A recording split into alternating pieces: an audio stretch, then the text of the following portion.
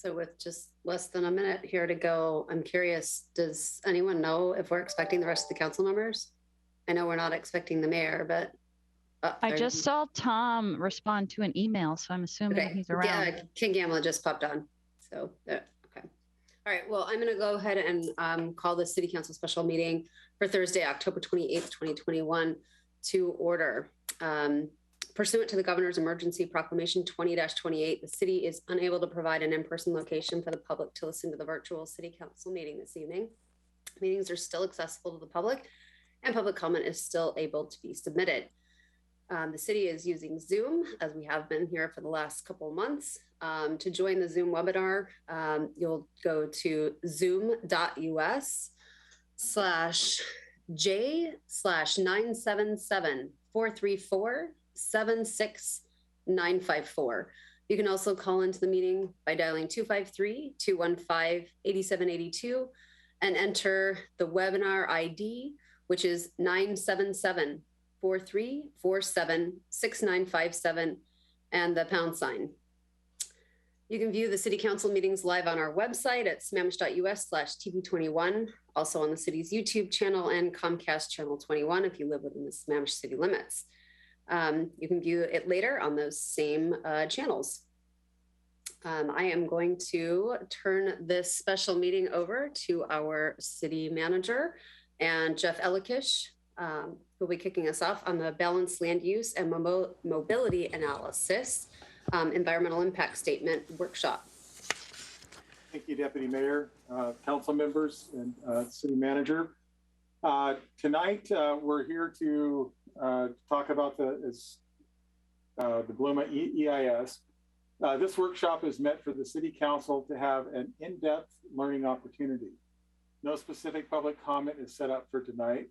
However, opportunities for additional public comment through a public hearing as directed by the majority of the City Council is set for November 17th. The purpose of tonight's workshop is to have a focused dialogue between the Bluma EIS project team and the City Council so that ultimately a preferred alternative is selected, ideally before the end of the year if possible. The meeting outcomes to be achieved for tonight include conduct a high-level review of the draft EIS, comments and alternatives, have a better understanding of public comments received during the draft EIS comment period, the duration of August 26, 2021 through September 27, 2021. Allow a more in-depth discussion of EIS alternatives, including the pros and cons.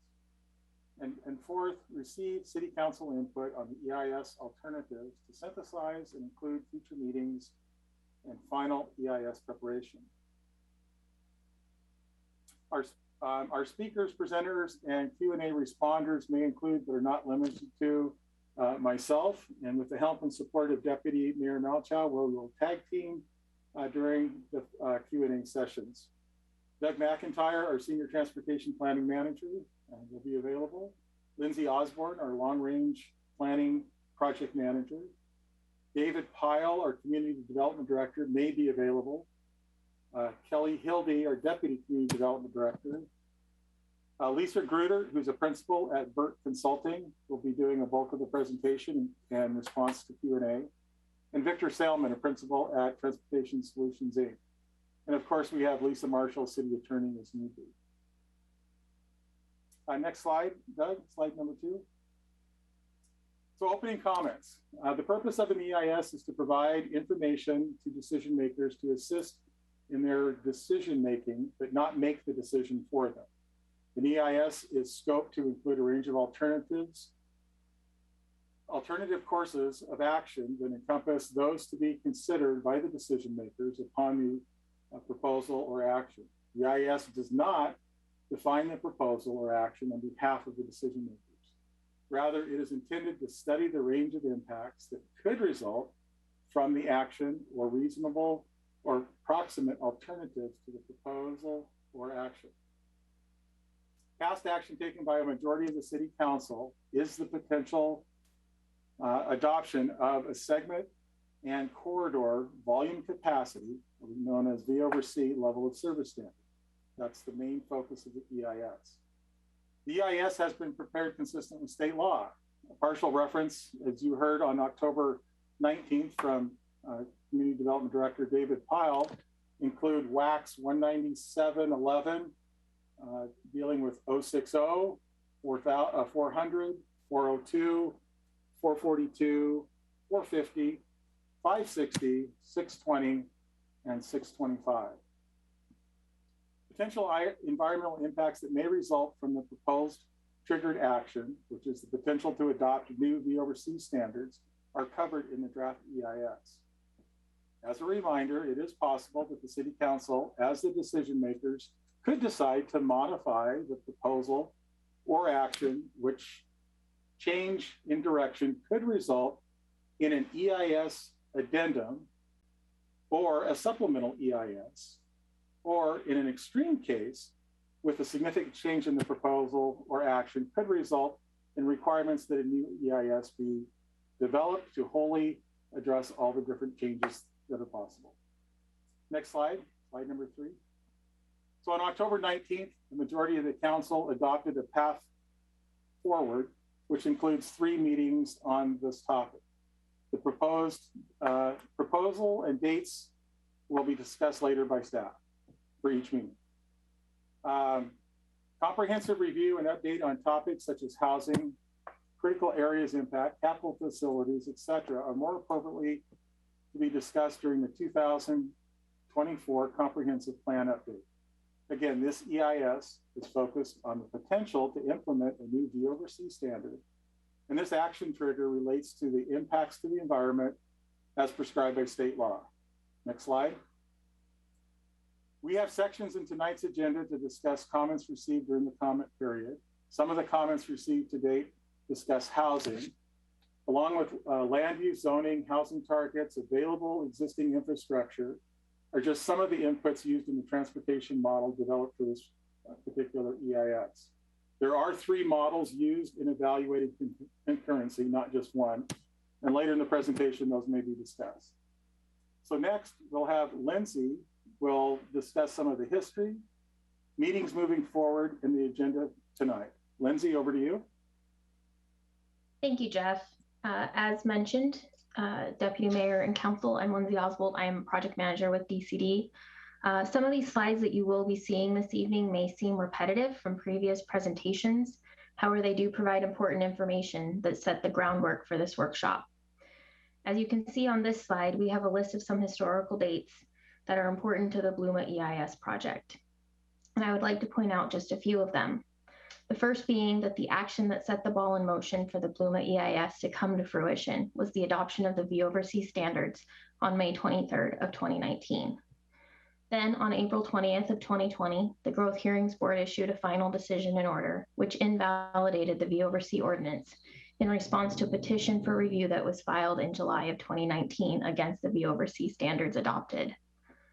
Recently, in August of 2021, we were found to be in compliance with GMA.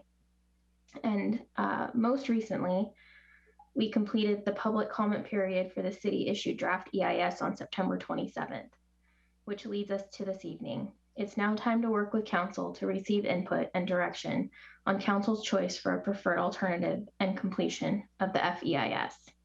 Next slide, please. This evening is the first of 3 meetings that we will be having conversations with council in regards to this topic, and follows the schedule as directed by council from last week at the October 19th council meeting when we came to you for further direction. This evening is an in-depth work session between the project team and council. A public hearing has been scheduled for November 17th, where verbal public comment will be accepted and is highly encouraged. Next slide, please. This evening, we've broken the conversation into multiple touch points. So we're starting with an introduction, which is going to set the stage for the conversation. We'll move on to sharing a comparison of all the alternatives, walking through them step by step. Then we can dive into the public comments where we have had them summarized. This will include a question and answer session.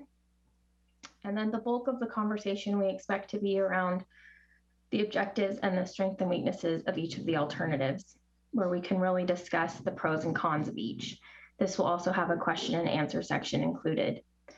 We'll conclude this meeting with our next steps to move forward in the process.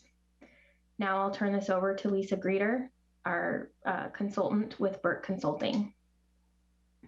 Thank you, Lindsay. Thank you, council members.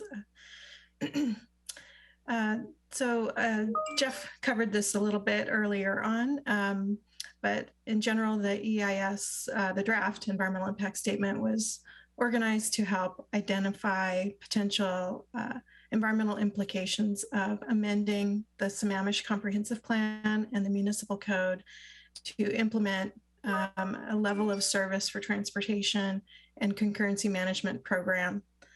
It's an informational document meant to help the city make a decision.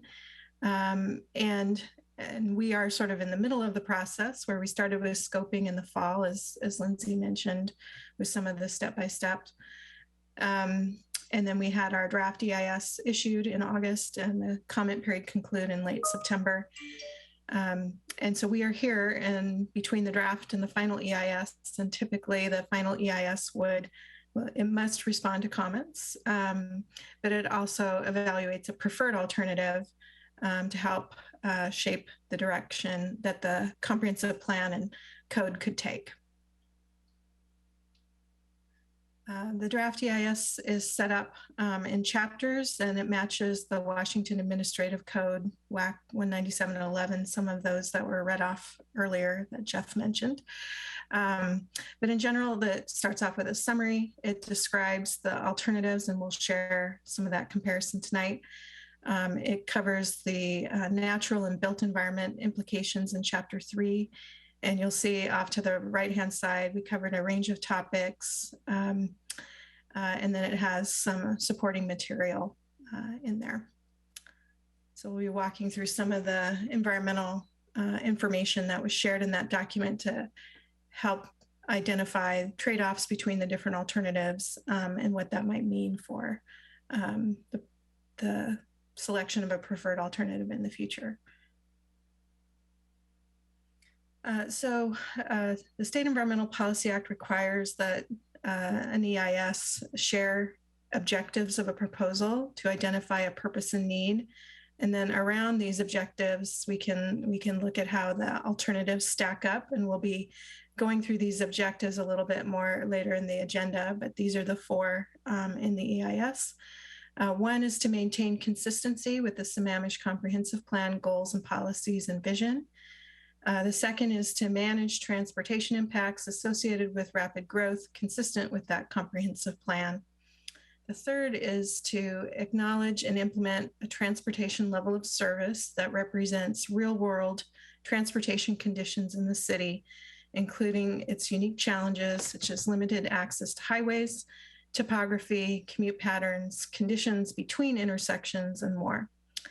And the fourth was to employ land use measures to reduce travel demand and maximize network effectiveness. So around these objectives, we tested a range of alternatives that we'll walk through. And again, later on, we'll kind of reintroduce these objectives and compare the alternatives a bit. So the proposal, so we have to state the proposal and then the alternatives to that proposal. So the proposal would be to look at potential amendments to elements of the comprehensive plan regarding transportation level of service. And there would be amendments to supporting material to those elements, transportation and capital facilities.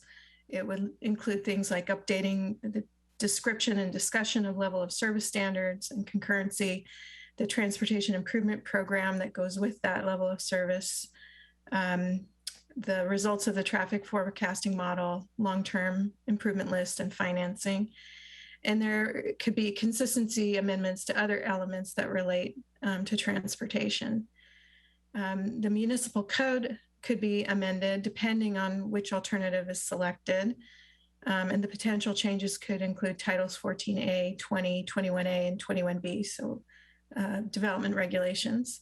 And the kinds of changes could mean updating definitions, addressing cross-references and internal consistency, and amending the transportation level of service standards to in the concurrency management program.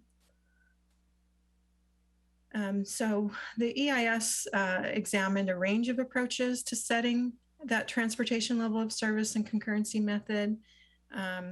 Each alternative, apart from the no action, would require consideration and approval of the comprehensive plan and code changes.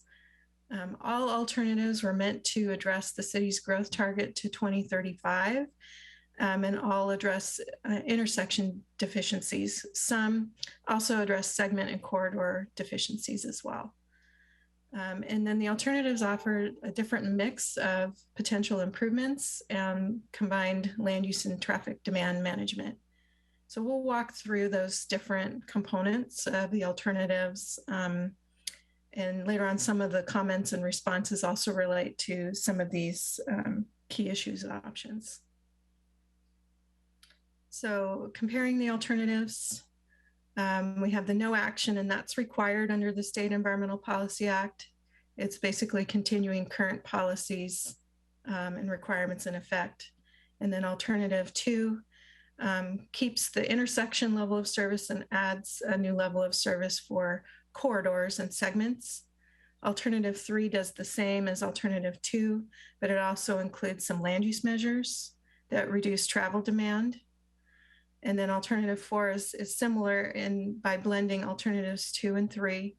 It includes segment level of service. It includes the land use measures, but it also tries to improve connectivity and efficiency in the network. So we have a slide on each that goes that shows the maps that go with these different level of service approaches. So first, no action, retaining the current level of service and concurrency program that's organized around intersections. You can see just a few dots on the map.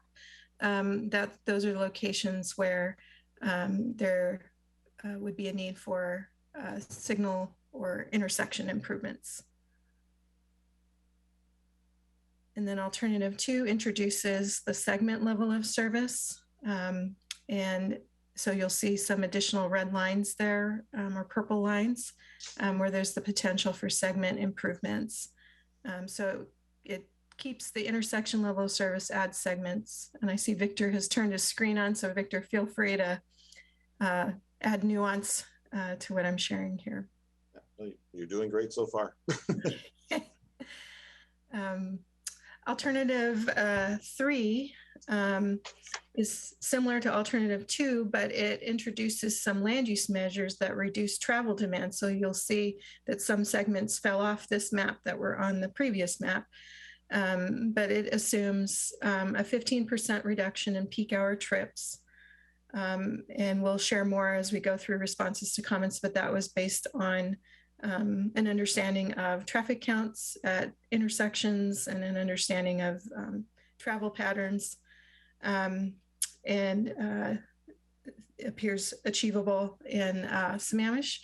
And it also looked at land uses already allowed in the city code, some unit types that are a little bit smaller that are allowed in some of the city zones, produce slightly fewer trips. So the combination allowed fewer segments to require improvement. And I will chime in that 15% reduction was targeted at essentially work-based commute trips. So we did not reduce school-generated trips or retail-type entertainment trips. It was really to try to anticipate, for instance, more work from home continuing. We're seeing that in a lot of jurisdictions. Lisa mentioned some counts. We did some counts in January of last year where the peak hour volumes were roughly 30% lower than the previous year.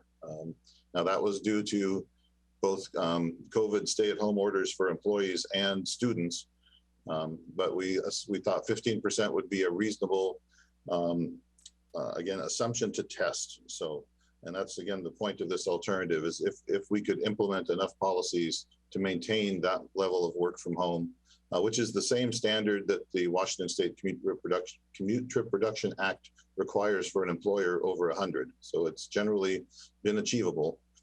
So those types of things might include, like we talked, potential building regulations that require home offices and high-speed internet connections so that it is easier, or other land use modifications. But did want to clarify that was not a blanket reduction in 15% of all commute trips or all trips. It was just those trips associated with going to a job in the morning or coming back from a job in the evening. Thank you, Victor. So alternative 4 has the same segment level of service proposed under alternative 2, and it uses the land use measures and assumptions around 15% reduction in the work-based peak hour trips. But in addition, it really focuses on the functional class of the roads and the city standards, and bringing up some roads to those city standards for principal arterials so that they better connect to the regional system and flow more into the center of the community, as opposed to needing to make improvements elsewhere where there might be more environmental challenges. So Victor, I'm sure you want to comment a little bit on this one. Sure. So this one, the previous two, we really let the travel demand model and the operational models identify where improvements would be needed to meet the standard. In this case, as Lisa mentioned, this is testing what would happen if the city merely built their principal arterials to their own adopted street standards. So this does have more improvements than is necessary to meet the standard, but it provides a lot of other things in terms of continuous non-motorized facilities, continuous additional capacity for other uses. But again, the key element here was base an alternative on functional classification. So functional classification includes principal arterials, minor arterials, collector. So this one doesn't improve every road to city standards, but merely focused on those principal arterials, the ones that are intended to move the most traffic the most effectively. What if those were just built to city standards? That was the thinking behind this alternative, and what does it do? And what you can see is it does draw improvements away from Lake Sammamish, from East Lake Sammamish Parkway, because those trips now can go somewhere else. And as Lisa mentioned, it removes the bottlenecks just outside the city. So it's really the transportation planner's alternative is connect a fully improved principal arterial to Issaquah and Issaquah Pine Lake Road to the south, and to SR 202 to the north. So we'll just share briefly a quick overview of the environmental impact statement, evaluation of those alternatives, and then that can help us walk through some of the comments and responses, and eventually sort of the weighting different factors among the alternatives this evening. So in terms of the natural environment, our teammates from the Watershed Company and others helped evaluate earth, water, resources, and plants and animals. And based on the prior maps of the alternatives, some alternatives have more improvements than others, or lengthier improvements than others. And so they produce different levels of impervious surface, or the potential for walls if the area conditions require them. And so in some cases, there could be critical area impacts, like impacts to buffers or tree canopy. But there are mitigation measures, the city critical area regulations, stormwater regulations, the public works standards themselves, and the state has permit requirements such as hydraulic project approval, and those would apply to future road improvements. We also looked at elements of the built environment. So if those level of service and concurrency program amendments were made and resulted in those transportation improvements, what are the implications to land use, housing, and plans and policies? And then we also looked at utilities and broadband So we looked at a recent study that King County did for broadband across the county. It did have a survey available to residents in various council districts, including Sammamish. So we looked at some of that information. We also looked at census information and the regulatory environment that does promote and allow for broadband internet in considering the assumptions made in alternatives 3 and 4. I'll let Victor handle transportation here for a couple of slides. Thank you.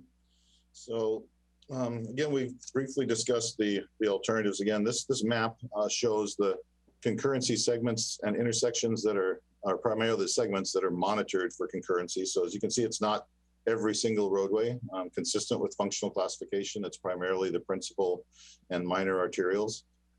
And so each alternative creates a variable amount of improvements. Generally, alternative 1, as we talked about before, only adds intersection improvements, and that's to the ones that are identified and monitored in the current concurrency ordinance. There may be other unclassified streets or unidentified intersections that could have impacts in the future, but these are the ones in the current list that are checked for every concurrency test. Alternative 2, as we talked about, has introduced some segment and corridor projects, about 4 miles of roadway, about 5.72 miles of lane miles. So that's where you get a sense of not only how much street improvement, but if you see that the lane miles at the bottom of the chart are greater than the roadway miles, that means we're really adding capacity. We are adding another lane next to an existing lane versus just improving a roadway to current standards, or maybe adding a turn lane.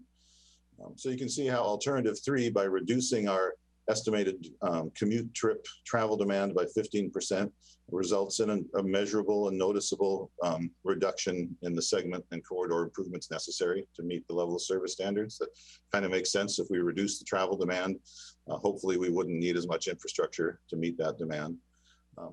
But then alternative 4 clearly shows that if we take the other approach and just improve everything that's there, it's more than twice as much lane miles of roadway compared to alternative 3, and significantly more lane miles. So you can see clearly that alternative 4 is the alternative that adds the most new lanes, and that's really what affects congestion when we're adding that additional capacity.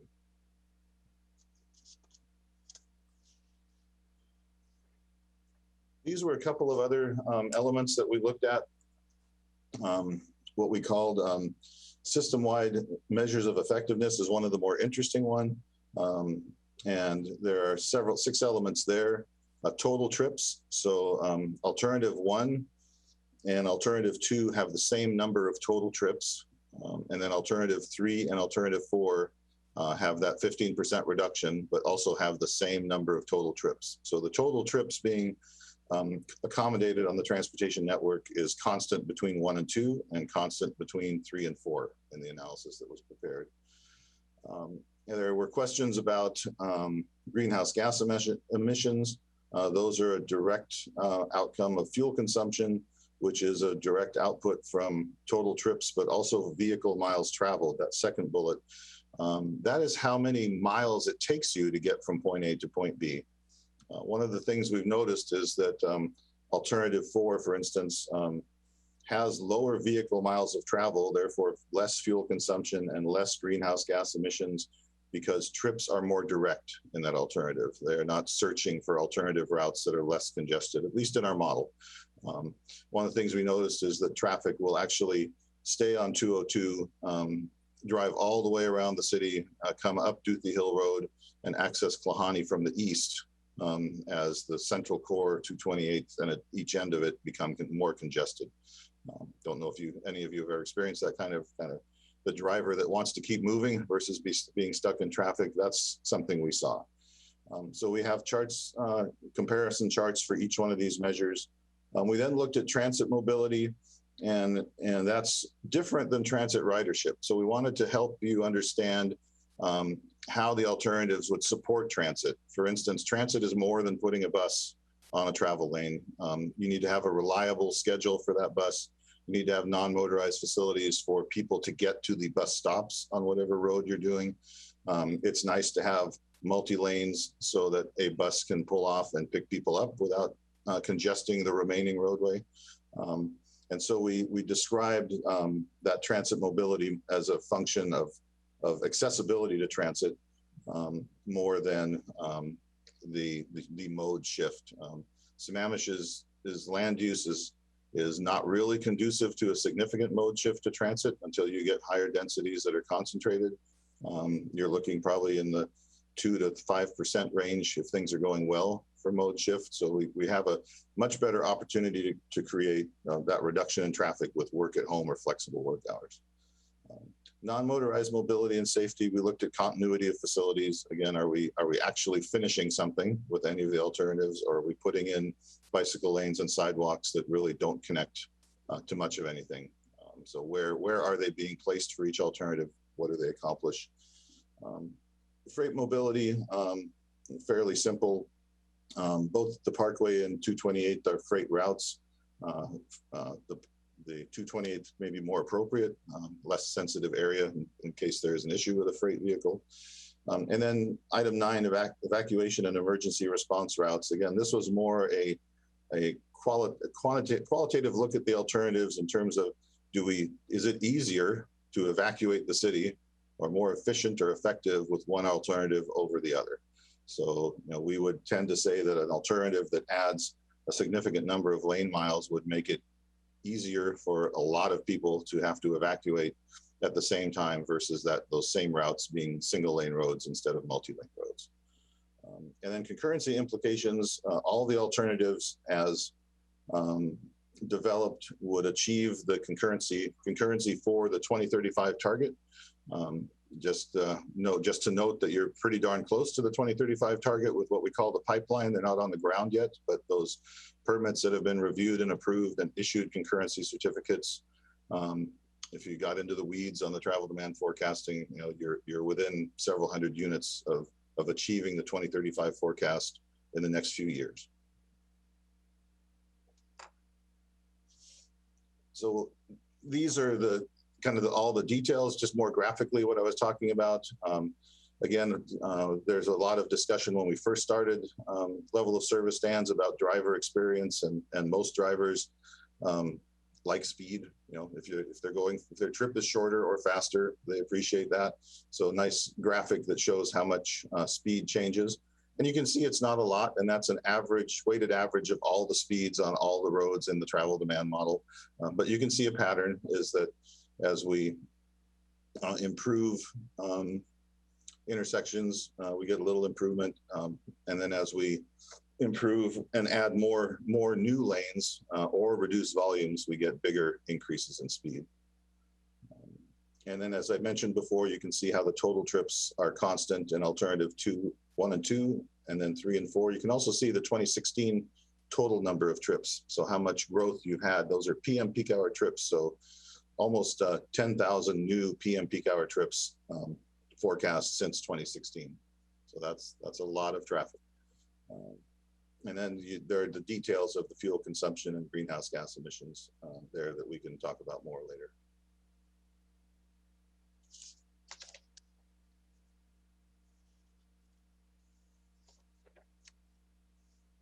Lisa, you're muted. Oh. Yes, thank you. Sorry about that. Okay, so we've given a lot of the background information on the alternatives and the information in the EIS and some of the steps taken along the way. And so what we thought we'd be at a point to do is we can summarize public comments and receive to date and responding to those. But I think, Doug, it was fair to say we wanted to pause maybe at each section and just make sure there's no particular questions before we move on. We do have a Q&A scheduled right after this section. Okay, after the summary of comments. All right, Yeah. Thank you. Okay, so just to give an overview, we had 48 commenters, some with multiple letters provide written comments during the 30-day comment period. And then there were some folks that attended council meetings and made public comments during that comment period about this project, some more than once at city council meetings. So we've been provided those comments. In the final EIS, we will provide detailed written responses that respond to each letter and each comment. But what we thought we would do tonight is just cover some themes of comments and some initial summary responses to those. And so the categories we were going to cover are the 8 listed below. The range of alternatives, the use of 2035 growth targets, the working from home trip reduction, approach to housing, the evaluation of climate change and greenhouse gas, other modes of travel and their relationship to the alternatives, how the scoping comments were integrated into the draft EIS, and the ways in which the city provided notice about the draft EIS. So we'll walk through each of those briefly. So the first one was about the range of alternatives, and the summary of the comment is on the left there. And some commenters wanted a different range of level of service alternatives, including lower standards to allow for more housing. And so our initial response on that is that the non-project EIS, so an EIS on a legislative proposal like we have, is focused around objectives consistent with SEPA. And those were the 4 objectives we talked about earlier. All of the alternatives study the city's allocated growth. The purpose of this EIS is to evaluate different level of service and current currency standards. It is not meant to change the city's growth targets. And all of the alternatives look at the no action, which is the intersection LOS, but then the alternatives also look at different segment standards. The city has already designed its level of service in mind with allowing more congestion on principal arterials than lower class roadways. The proposed volume to capacity ratio standards would be 1.1 for corridors and 1.4 for segments. And this set of standards is reasonable for an urban environment. We wanted to test the difference, of the action alternatives regarding keep those volume to capacity ratio standards common among alternatives 2, 3, and 4, but then test different strategies around trip reduction so that we could see different ways in which the improvements may be triggered or not, and how that relates to the built and natural environment. Victor, if there's anything else you want to add here, feel free. I think you did a great job. And again, it was really looking at testing those V over C ratios and not looking at how to accommodate more housing. So. Our next summary theme of comments was some felt that the growth study to the 2035 target level was too low. There is a summary of why that approach was taken in the EIS and an appendix. We have a memo that describes it. First, we want to acknowledge that the growth target is a baseline. It's not a ceiling. And we do talk about the fact that there's a difference between the target and the city's growth capacity, looking at information that the city has generated for their comprehensive plan. But for our purposes, again, we're trying to test different level of service standards and concurrency program. We're looking at the city's adopted target. What you have left to go between 2019 to 2035 is about 885 dwelling units. We did in the EIS identify that if growth targets for housing and jobs were achieved prior to 2035, or if the growth exceeded the targets, additional improvements may be needed. We even identified where that may occur based on the results we were seeing. So there could be additional improvements for East Lake Sammamish Parkway, Issaquah Pine Lake Road, Duthie Hill, others listed there. And we even had our authors look at what were the environmental implications if those additional improvements were needed. So I don't know, Victor, if you want to talk any more about those other improvements. Yeah, I mean, you can see the patterns in the maps where, you know, the improvements tend to either get wider at the north and south end of the city or extend longer out on Issaquah Duthie Hill Road. And part of it is that from a, you know, transportation planning perspective, the residential growth just continues to exacerbate that same pattern. Is we're continuing to add traffic in the most congested routes and directions, and so that will then continue to require additional improvements on the roadways we've already identified. So it really either makes the more lanes required or more segments necessary to meet a corridor level of service. But they'll generally be along the lines of if you take the approach of alternative 2, where we let the model and kind of the process identify where the improvements are, you will get more improvements on East Lake Sammamish Parkway and Duthie Hill Road required. Alternative 4 probably has more capacity to absorb more future growth because it is adding so many more lane miles versus just street and sidewalk and bike lane miles. Thanks, Victor. So some of the other comments we've kind of touched on earlier, there were folks concerned about the peak hour reduction of 15% lower than historic levels.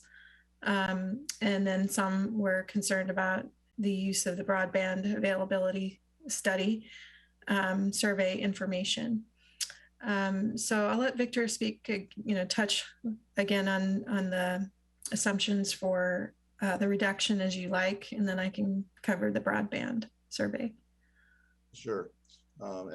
We did prepare a memo talking about how we got to that 15%, some data. We used counts from the city of Sammamish. We had also done a comprehensive count program for Kitsap County and noticed some interesting trends there where the ferry terminals had very significant reductions in post-COVID traffic volumes where the more rural areas didn't. So there's clearly a correlation between tech workers and their ability to work from home versus, kind of hard to do the farm without going into the field and working on the farm. Kind of hard to build an airplane without going to the factory to build the airplane. So Sammamish appears to be very well set up to continue to have a reduced trip generation factor. Another piece of data that just recently came out, we just currently bought the 11th edition of the ITE trip generation manual. That's the sort of the national standard by which we do trip generation. Single family PM peak hour trip generation reduced from 0.99 trips per unit to 0.94. So almost a 5% reduction, and that was pre-COVID. That was just a trend that we've been seeing nationally in trip generation for even single family homes. So it's COVID, I think, accelerated it quite a bit, but it was already beginning to happen even 2 and 3 years ago. On the broadband study, it was one piece of information we looked at in the EIS, and it was a recent local study. It had several thousand participants in the survey across the county. In their study, they identify their methodology and their survey methods, and they indicated they had a 95% confidence level. We didn't just only look at that information, we also looked at the US Census information. So we had local information around commute trip patterns. We have the broadband study as a local study and census data. And we also looked at the policies that allow for broadband and encourage it and allow for it to be implemented. One of the other comments was wanting to see the city plan for additional affordable housing, especially in the town center. Some wanted the proposal to include changes to the future land use plan and housing in Sammamish, which may include changing the growth levels, housing type, and zoning. So we're focused on the citywide transportation level of service standards and concurrency requirements. There are no formal proposals for land use zoning or housing changes, but we did look at the impacts of the different alternatives on land use and housing. So things like compatibility in areas where there might be acquisition for road improvements, or if there was increasing costs that were passed on through impact fees as a result of the proposals. So we're focused on the transportation implications to land use and housing. We did look at land use measures to reduce overall travel demand, but within the context of the city's adopted plans. So the opportunity for the community to revisit its land use plans and housing policies is really every 8 years through the periodic review. And you're due to do that in 2024. So we feel like our focus is on transportation and its implications, and the city can take another look at its growth needs for 2024. And then another comment theme we saw in a few of the comments where some wanted a review of climate change, sustainability, and greenhouse gas emissions. So Victor mentioned and shared some of the results on the measures of effectiveness for greenhouse gas emissions and vehicle miles traveled. And also in terms of sustainability in general, our natural environment authors did also look at the application of low impact development approaches and sustainable development in terms of road improvements. So Victor, I don't know if there's anything else you want to add there. I think you've covered that one. Okay. And then some commenters wanted the EIS to focus on non-motorized improvements. Victor covered this a little bit before, but for each alternative, there was a consideration of sidewalks, bike lanes, and then Victor also covered transit earlier. In alternative one, the focus is on the intersection level of service. So by the nature of the policy, it doesn't necessarily address segments, but that doesn't mean that the city doesn't do that through its transportation improvement program or other programs or plans that the city implements.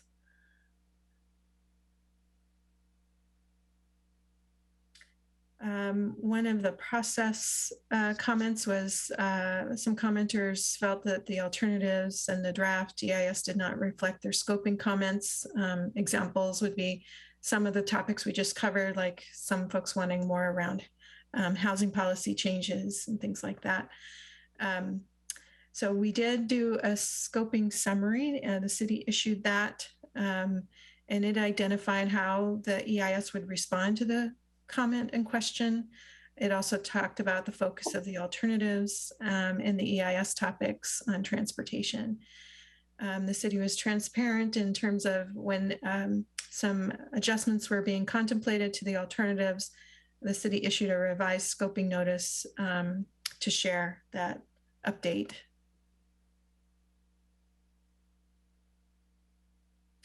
And then another process comment was commenters asking about why the city turned off a comment feature, I believe, on the social media pages.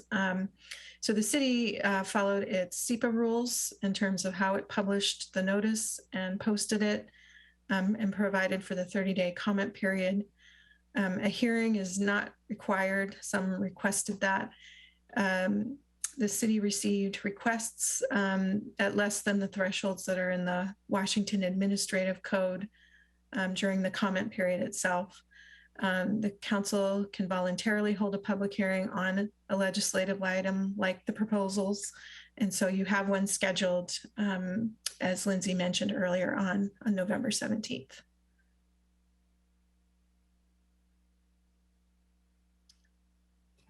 All right, so Doug, did you have any thoughts before we get into Q&A?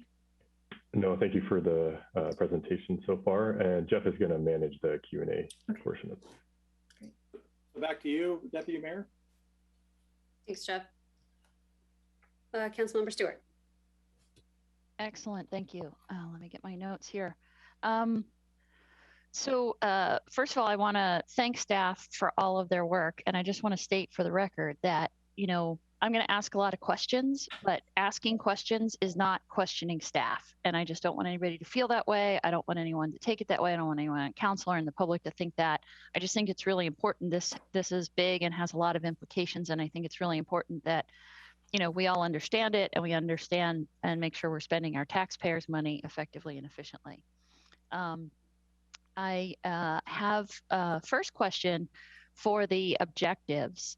In objective number 2, you say manage transportation impacts associated with rapid growth consistent with a comprehensive plan. Can you define rapid growth for me? Kelly, or would you be able to answer that question? Kelly Hildy. Let me unmute myself and start my video. Give me a second. I cannot define rapid growth. I'm not sure what the scale that would be measured at. So I'd offer up anyone who is on the consultant team or other staff to answer that question. All right, Victor, I see your hand up. Yeah, so I mean, I stated it probably too quickly before, but again, the city is rapidly approaching its 2035 target and it's 2021.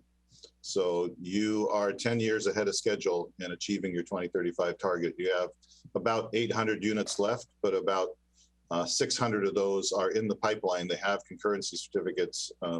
They're likely going to happen. So I think that would be my definition of rapid growth in Sammamish is you're 10 years ahead of the forecast that was made in 2016. Okay, so it's not based on any we're growing by roughly 220 housing units per year over the last 10 years. It's based on just how rapidly we're approaching a growth target. Correct. That is neither a floor nor a ceiling, but. Correct. Okay. All right. Thanks for that. And then, hold on, I got to scroll a little bit.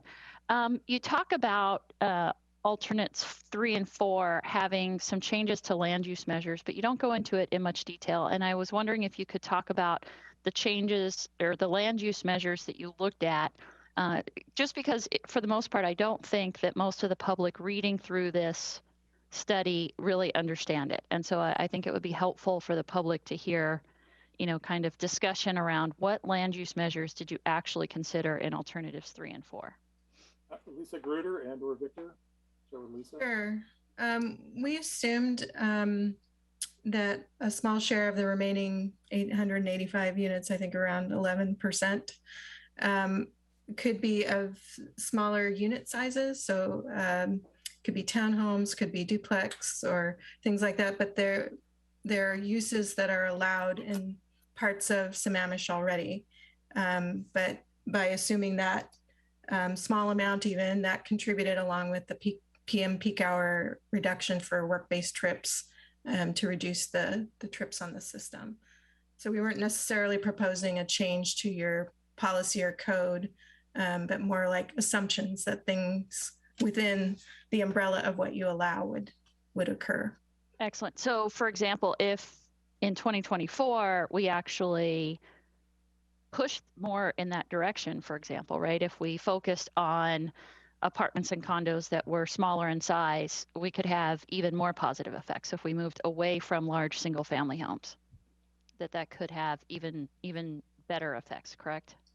In terms of the trips, rates in the model, if you change the share of dwelling types, that could change the number of trips in the system. Okay, cool. Thank you. Can you provide what you talk about the traffic counts that were taken in January, and you say they were roughly 30% lower. Can you just, Victor, touch on that really quickly? What exactly were those traffic counts, and was it 29%? Was it 31%? Yeah, I don't have them in front of me to tell you the exact number. I'm characterizing it as about 30%. We can certainly pull that data up. We looked at 7 locations. We called them gateway locations because we were primarily interested again in these work to home and home to work trips, because that's where the model's driving all the improvements, is out at the edges. So we looked at 7 locations. You may have noticed there's actually counters out now this week. So we're recounting them now so that we can do a comparison now that school's in session. To see if again, those gateways are still at a lower level. So we have the raw count data that I can provide to Jeff and his team, and he can make that available if that's of interest. Yeah, I would love to have that data. The other thing, the 15% reduction does seem a little bit random in that, like you said, it was roughly a 30% reduction because of, in a COVID world, and the 15% is pretty much already going to be required of all of the major employers, right? Like I don't know the current numbers, but last time I checked, we had 6,500 people in Sammamish were working at Microsoft, right? And that number probably is even higher now. That's a couple of years old. So Microsoft and Amazon and Boeing are all going to have to reduce their trips by 15% anyway. So how did you come to going to 15%? Because that seems like the lowest, given that that's going to be kind of a requirement from the state law. So it feels like it should have been between 15 and 30, not just 15. Sure. So just to clarify, that 15% Commute Trip Reduction Act has been in force for 10 years. So they're already doing 15. So we're talking about 15 more on top of the 15 that's required by the Commute Trip Reduction Act. And honestly, we didn't want to go overboard. I didn't want to be at the meeting and try to defend 30%. As why were you so aggressive with a number? So, honestly, it was about halfway between what we were seeing in the counts. It can be changed, one way or the other. That's what the travel demand model is for, is we can adjust those trip generation rates. You had mentioned, what happens when you convert from, or when you develop, multifamily versus single family. Multifamily, their trip generation rate is about 60% of single family during the PM peak. And then if you get into age restricted housing, that goes down even farther. So there are housing mixes. But as you think about future land use, even though that's not where we are today, employment in Sammamish is something to really think about, because it turns the traffic around. Instead of making the existing problems worse, we can capture trips or have them come into Sammamish instead of exiting in the morning, and they will be exiting in the evening, which is a place where you have some excess capacity. So all things that would be great for the next comp plan update. But the 15% was really just a middle ground. We didn't want to say nothing's changed. It looks like something's going to change, but I wasn't comfortable saying, well, we counted about a 30% reduction and that's going to continue. I wasn't quite there yet. And it doesn't sound like you actually did a finer analysis to look at Microsoft's push to be carbon negative and how that will potentially affect their work from home and other types of policies, right? Because obviously for Microsoft to hit carbon negative, a lot of the carbon generated is through commuting. So that's something that will be coming in the near future as well. Yeah, that's all good ideas. Yeah. Okay. Just going, Lisa, and then I want to go back to Christy, because her hand color is different than the rest. So I wanted to be sure that there might be something unique there. I just wanted to circle back to Councilmember Stewart's question on the unit types for alternatives 3 and 4 to be a little more accurate. So the city has policies that encourage incentives for small unit types in your housing strategies. And so alternatives 3 and 4, we're saying let's implement those policies, and so incentives to facilitate unit types, but we were not proposing zoning map changes or anything like that. So I just wanted to clarify. It's within your policy umbrella. And those smaller sort of single family homes, our trip generation rate is about 20% less than the much larger homes. So not as great a reduction as a multifamily unit, but in between a typical single family trip generation, often because there are fewer residents in the home and fewer drivers, one or 2 car garage instead of 4 car garage. Love it. And when you looked at, kind of moving in that direction, because you mentioned as well when you were going through your presentation that obviously if we shift a little bit more towards some of that multifamily, then suddenly transit becomes way more viable and effective, correct? Did you factor that in or not yet? Not yet, because we didn't make that shift to more multifamily. So The city Okay. might consider, what it wants to do with the mix of uses and growth in the 2024 update. We were trying to stick within the current plan umbrella and look at policies you have and how to make those effective. Yeah, and I'm really glad you went over the previous comments, because I know that both during the scoping and during this comment period, we had a huge number of people that wanted us to look at reducing per capita greenhouse gas emissions. And I know this really tends to focus on future growth, but did we look at, the reduction of current trips, right, for current residents? Because that's really, that's really what we want to do, right? If we want to have less of an impact on the environment, it's really about getting everybody here out of their cars or getting everybody here to do something different, right? right. So we did look at that. So that 15, again, the 15% reduction applied to existing land uses and future. So so that was a test of if all existing single family or commute trips were reduced by 15%, not just the new ones. And that's why you see a pretty significant change in the project list between alternative 2 and 3. Okay. But we didn't really look at any strategies other than we just assumed those strategies. We didn't look at other strategies to reduce. The only other strategy is alternative 4 is a strategy in terms of attempting to shorten the overall trip length so that you may have the same number of trips, but they're all shorter, which also reduces greenhouse gas emissions. Okay. Excellent. One of the other things at the last meeting, David Pyle had mentioned that that the aims and proposals were set by the council majority prior to the scoping statement being published. And I was just curious, how and when did the council majority set those aims? Doug, do you have some help on that? I have to unmute myself. Yep. Yeah. So this all leads back to the adoption of the VOC standards in 2019, specifically May 23rd of 2019. That was the subject of the petition for review that was filed in July, which was then heard before the Growth Management Hearings Board and decided on in April of 2020. So this is all related to that initial action. Okay, but that's kind of broad, right? That's just like V over C. We have very specific aims here, and I'm just curious how the council set those, because I don't recall being involved in any conversations around setting aims and proposals. Lisa, do you have Lisa Gruder? Do you have any input on that? No, I apologize. I wasn't involved at that stage of the project. So it's a great question. I'll have to get back to you on that, Pam. I don't have that answer at this time. All right. Thanks, Jeff.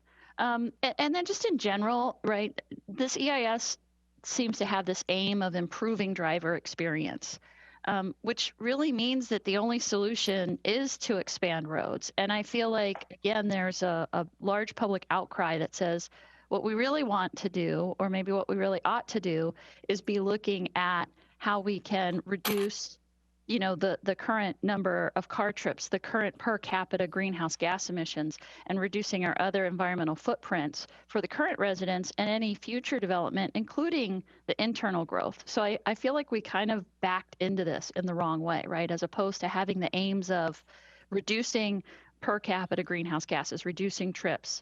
That should be the aim, not driver experience. And I know, Victor, during 2018, we had a lot of conversations where we said, if you make the roads bigger, more people will drive, right? Expanding the roads actually encourages more people to drive and to drive more often, which will have quite the opposite effect as opposed to what we want to do. And there are many studies that prove that. And we see when, lanes open up on highways, if they're not HOV lanes, they fill up. They fill up immediately because people who might have been pushing their commute time a bit, right, to avoid one of those school waves, we'll suddenly say, oh, there's another lane. I can leave during that wave time now if I want to. So I feel like we kind of backed into it, or we went into this backwards.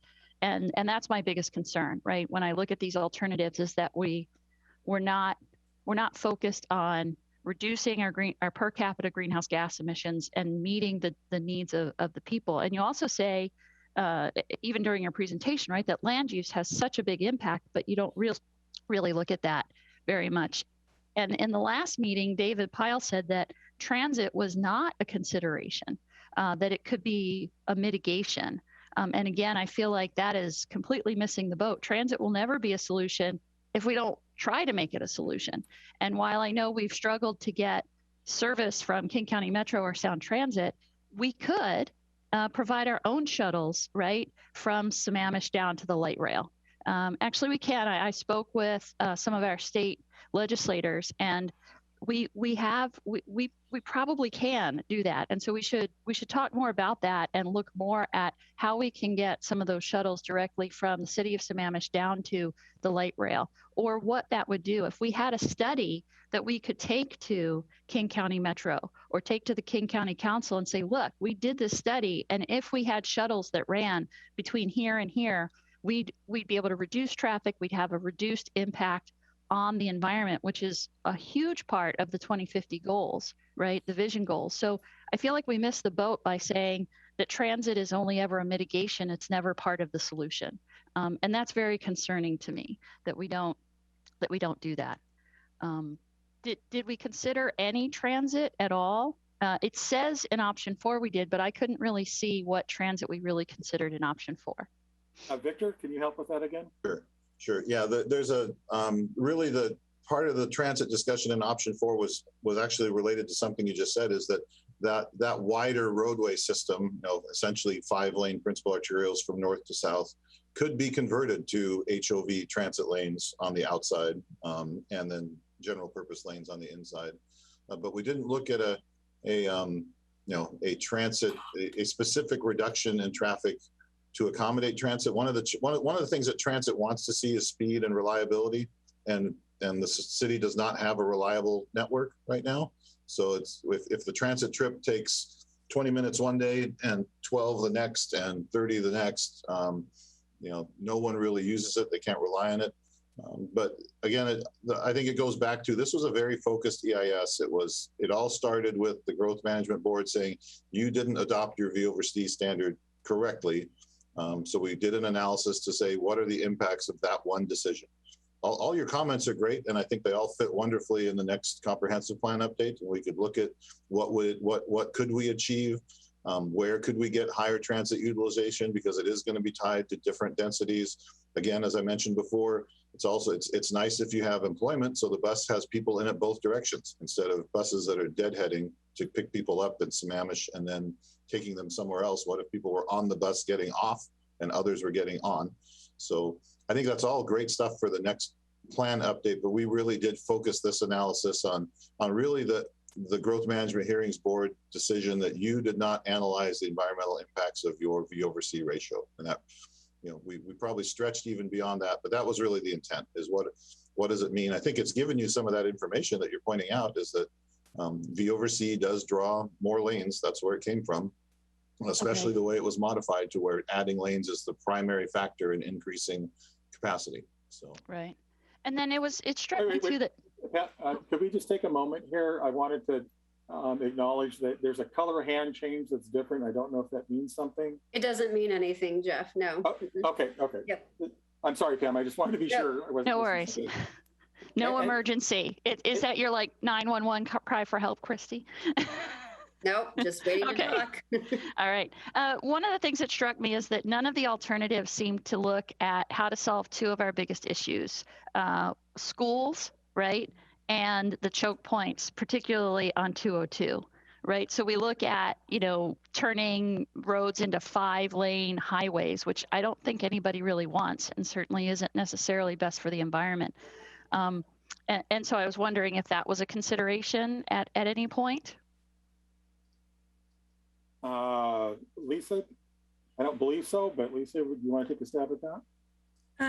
Well, I think Victor, it's fair to say like alternative 4 was meant to look at improved connections to SR 202.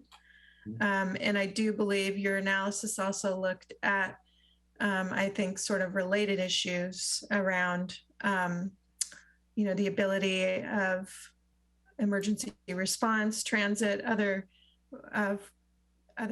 uses of the road to be able to get from point A to point B. And I would say, school travel might match some of those considerations. And also you looked at both AM and PM, I believe, too.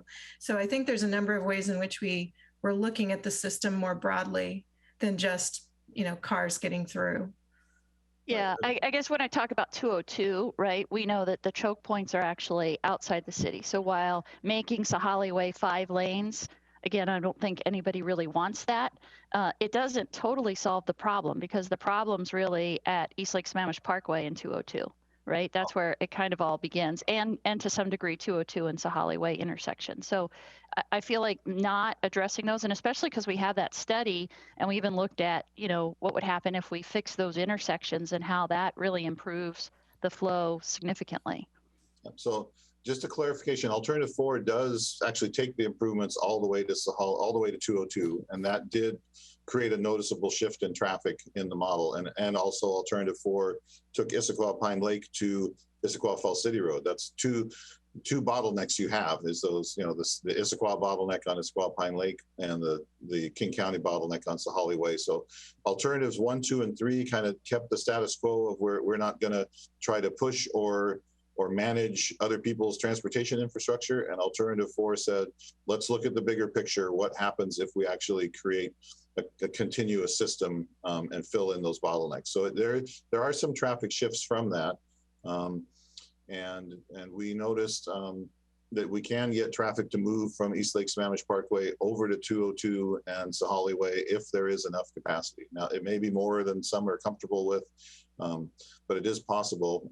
202 and East Lake Sammamish Parkway, on the one hand, is kind of it looks like a bottleneck now because the bottleneck at 202 and Sahali is so much worse. But actually, you can push more through traffic on 202 through that intersection versus turning onto and off of East Lake Sammamish Parkway. So from a highway efficiency perspective, going through the intersection is always better. You already have a triple left turn lane. There's not much more you can do at the Parkway. So alternative 4, in fact, did look at alleviating the bottlenecks. And that's why we saw that reduction in greenhouse gas emissions, because we had the same total number of trips, and we didn't look at maybe induced traffic because it was easier to travel.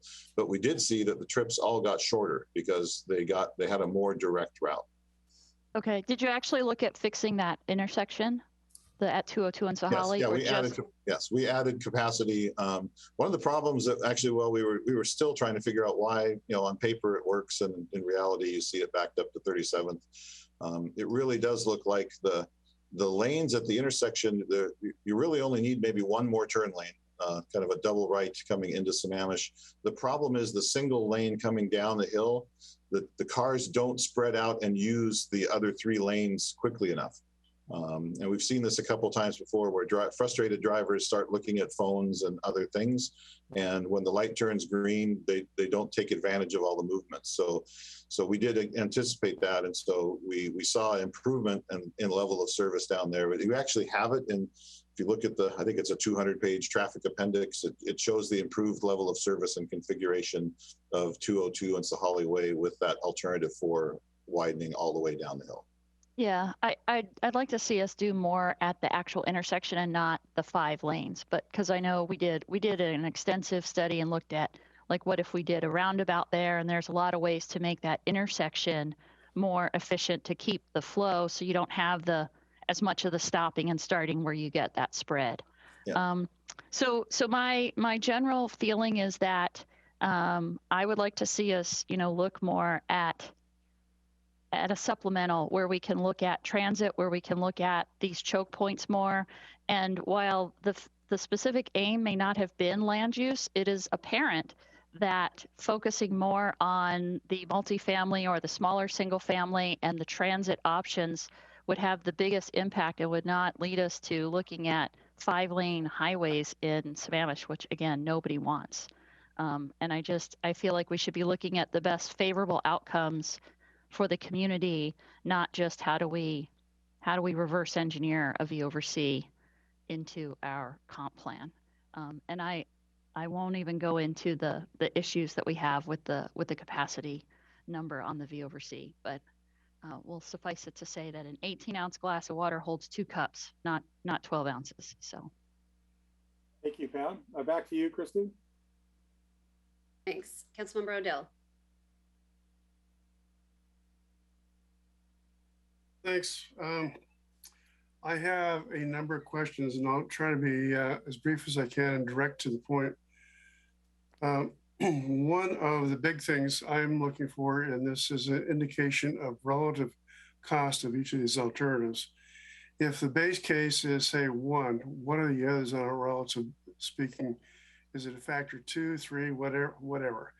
That has to be a major factor in our decision and selection of an alternative, because there's only so much we can afford at any of these options. So I would like to see in the future some information on that. I don't need a cost estimate to the nearest $10. Rounding up to the next $1 million would be just fine. But I think that is something we do need.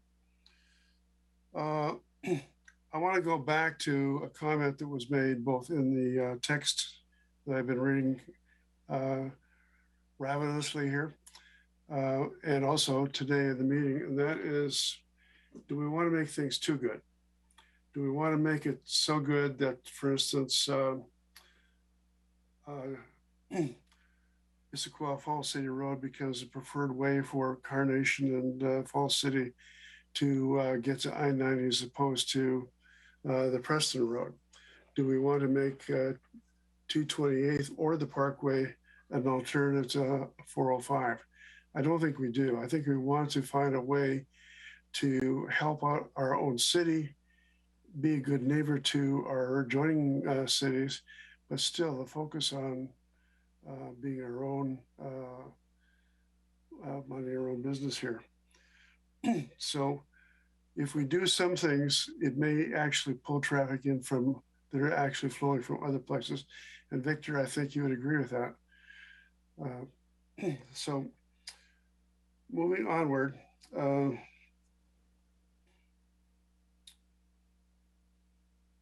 have we looked at the impact of online retail and the number of vehicles it's actually adding to our roads?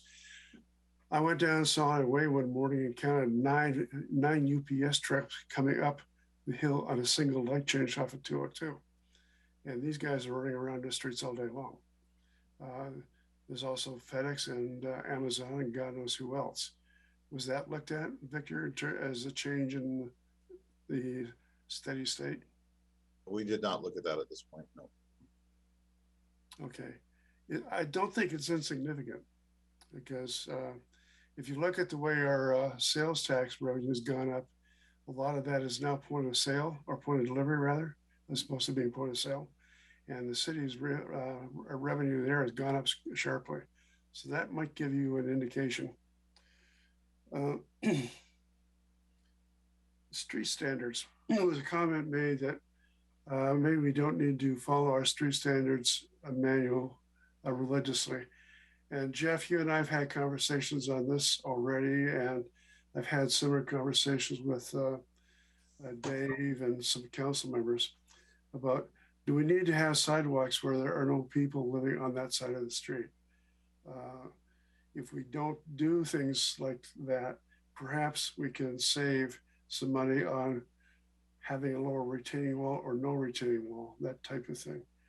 Do we need to have medians where there is no turning required? There's a long strip between Northeast 28th and Northeast 25th where there's nothing to turn to. That type of thing. Also along Solid Way in general. So Jeff, I would hope that, and Victor, I would hope we would crank this into our equation in the future. One comment to that, Councilman Rodell. We do have an opportunity coming up in, next year to do an update to our public works standards, and we would like to embark upon that. And that would be a great opportunity to incorporate some of these ideas that you have proposed. And maybe we could also look at it from a corridor perspective. Every corridor is slightly different. Right now, though, our standards are what they are, and we impose that on development as frontage improvements, and yet we may not even want that down the road, so to speak, or we get into variances and those kinds of things. So what I'm proposing is that there's an opportunity to do an update to our standards and engage the community and the council on making some revisions to that, hopefully next year. Right. Yeah. Well, this is going back to my Holiday Light memo, and I'm thinking we could save a significant number of trees if we deviated from the lockstep with these standards. And we also may do a lot to preserve the character of the city by keeping a lot of these trees around. Now, after this last weekend, maybe we want to move a couple of trees out away from power lines, but that's another issue.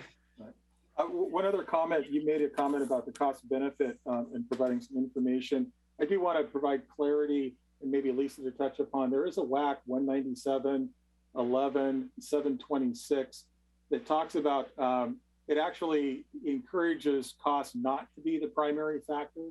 And for purposes of complying with SEPA, the weighting of the merits and drawbacks of various alternatives need not be displayed in a monetary cost benefit analysis and should not be when there are important qualitative considerations. Costs are important. The cost range are going to be in somewhere between 150 to $350 million. We'll be happy to bring those numbers back on an alternative basis. But I wanted to let you know the reason it's not in the EIS is it's not an element of normally doing that. Lisa, did you want to touch upon that? Yeah, I think the State Environmental Policy Act was meant to bring environmental considerations forward, thinking that there are other avenues that other kinds of information like costs would come into play. So like through the legislative process or through other planning processes, you have the opportunity to get that information. So that's why SEPA focuses more on the natural and built environment. Okay, as someone who would ordinarily be voting on this, I think that's a issue that we cannot just ignore. I just wanted to give you the context and the background as to why it's not in there at the moment. Okay, thanks.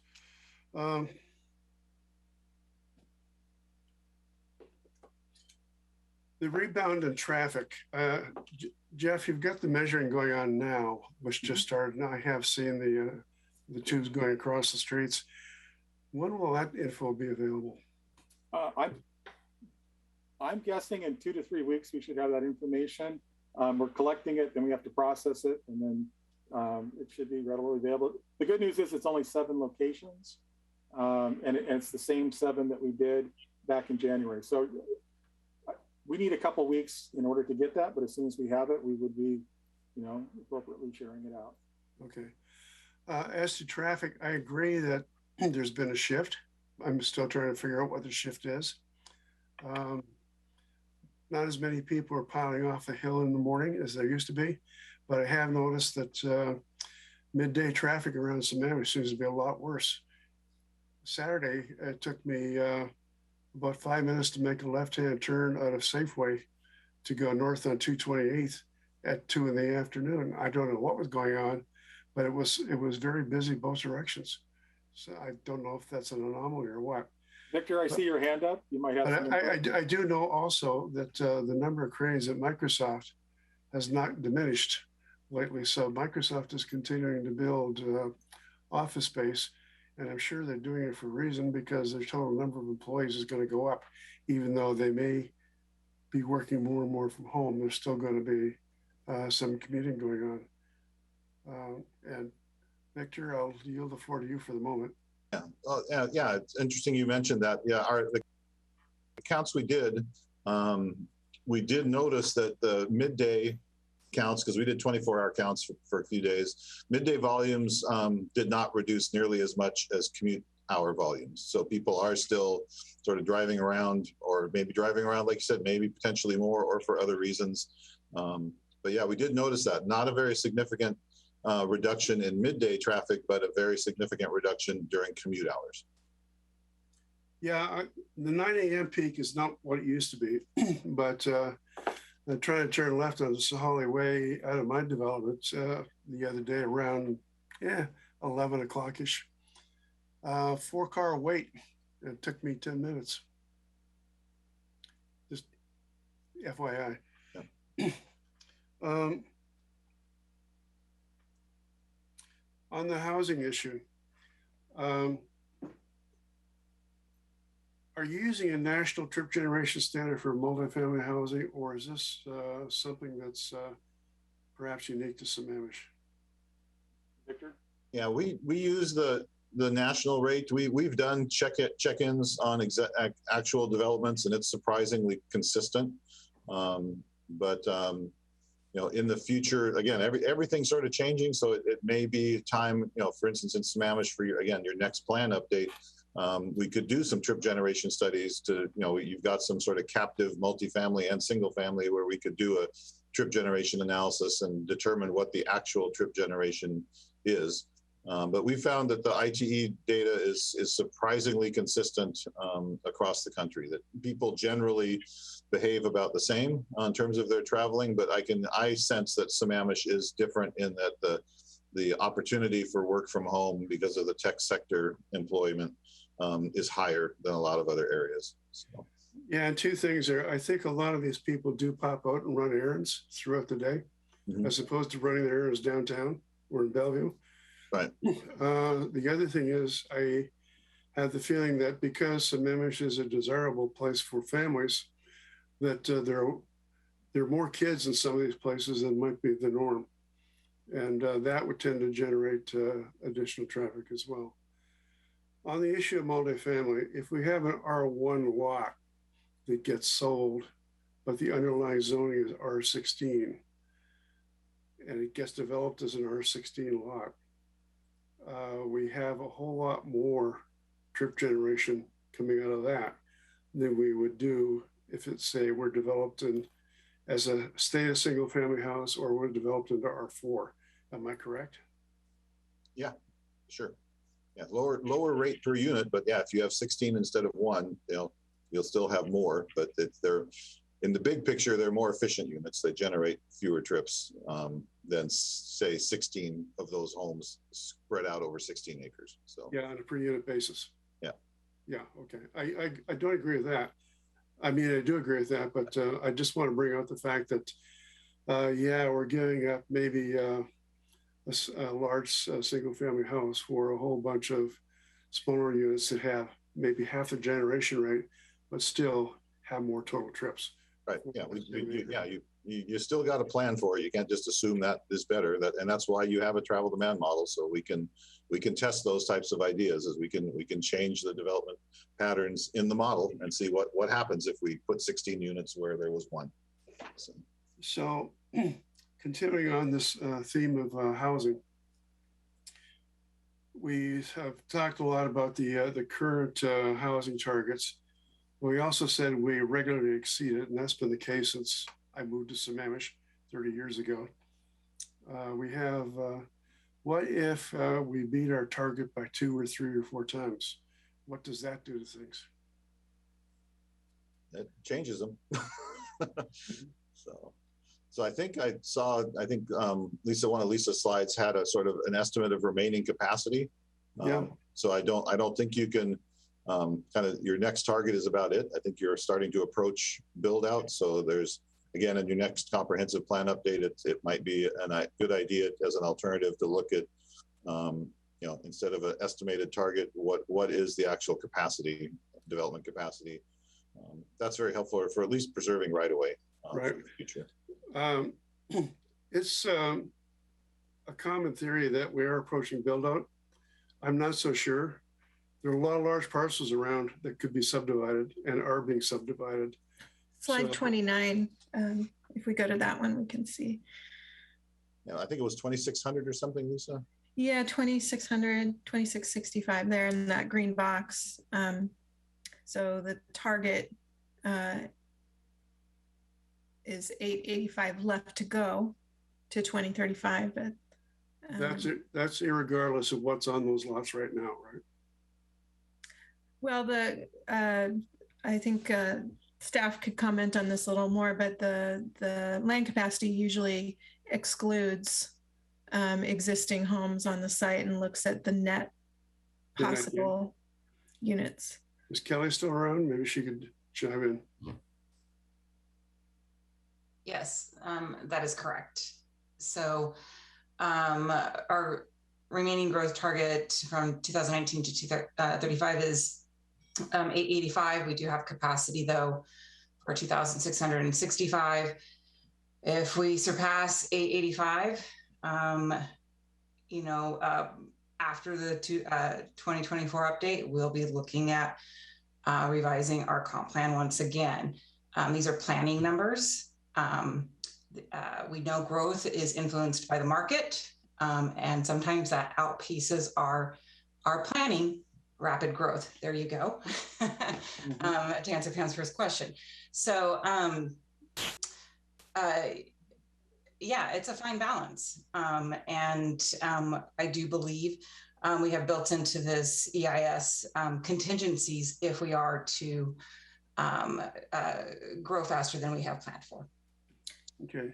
Right, Kelly, that's on that same slide. It's a good point that we anticipated where there might need to be additional improvements if growth occurred faster or beyond the target. And of course, as Victor mentioned a few times, you'd have the opportunity to address that in your comp plan update. And then there's the opportunity to look at it more frequently if trends are moving faster than. Well, as it says right in the green box, the growth target is a baseline. It's not a cap. And we can blow right through the target and keep going. If we do that and we start approaching the 2665 units, option 4 is starting to look a whole lot better than option 1 or 2. Am I wrong? And Victor, I think you commented on this earlier that alternative 4 addresses the level of service for segments and intersections, but it also, by design, allows a little more capacity for future growth. Right. Yeah. So I think it depends on your perspective whether it's better or not. It is a lot of transportation facility, but it does have again. To me, it provides continuity and flexibility. Again, a 5-lane road does not have to be a 5-lane highway just for single occupancy vehicles. There are lots of them now in the Puget Sound region where those outside lanes are high capacity lanes, especially during the peak hours. And you get those other benefits of do you want to be able to evacuate Sammamish in the event of some kind of climate catastrophe? Those extra lanes come in handy. So it's all a trade-off. Yep, there's certainly environmental costs with bigger, wider roads, but there are other benefits that come with them as well.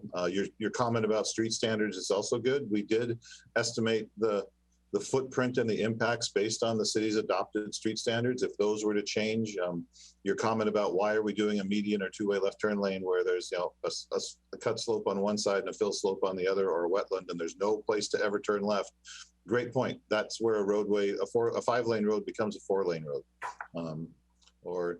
I have even done, I don't know that it's the case in Sammamish. I have done what I call unbalanced road sections, where if we have a AM or PM problem that's greater than the other, I've done 2 lanes in one direction and 1 lane in the other direction. So I can capture the peak problem without a just blanket apply this standard to everything. So also some neat things we could do in the future, I think. Well, Southeast 43rd in Issaquah is a good example of that type of thing because the downhill traffic generally moves no matter the size of the vehicle.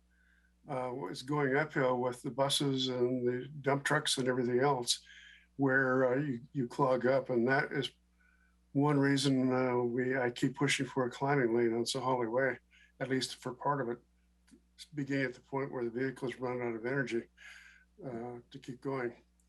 The evacuation thing is, I'm glad you mentioned that because I was going to bring that up. This weekend, I emailed in an article to the council and to staff from the Wall Street Journal on how evacuation issues are taking over. It's says fire evacuation fears crimp housing development in the West.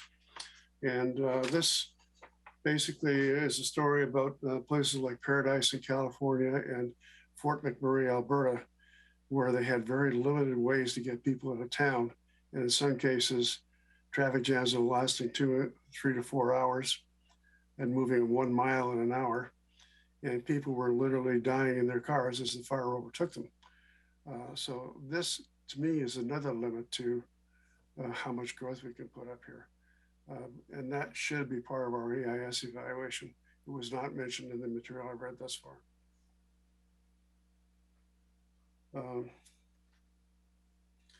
Jeff, do you have any comment on that? Not at this time.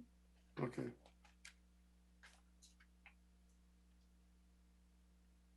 That's all I have for now. I reserve the right to come back. Thank you. Lisa, I see you've got your hand up. Thank you. Victor, I think it's fair to say in the transportation section, there was some attention on evacuation and the different ways in which the alternatives could facilitate or at least not impede. Yeah, it was a very high level. Essentially, again, pointing out that Alternative 4 has that additional lane capacity so that it can accommodate surges, which I would associate with an evacuation more than, it's always a balance. If you have no surplus capacity, then accommodating a surge, whether it's an evacuation or a special event or anything else, makes it challenging. So all good things to look at. But yeah, we talked about how, clearly if we have, 2 travel lanes in each direction going up into and out of the city continuously to State Route 202 and ultimately connecting to I-90, getting out is going to be easier than if we have fewer lanes.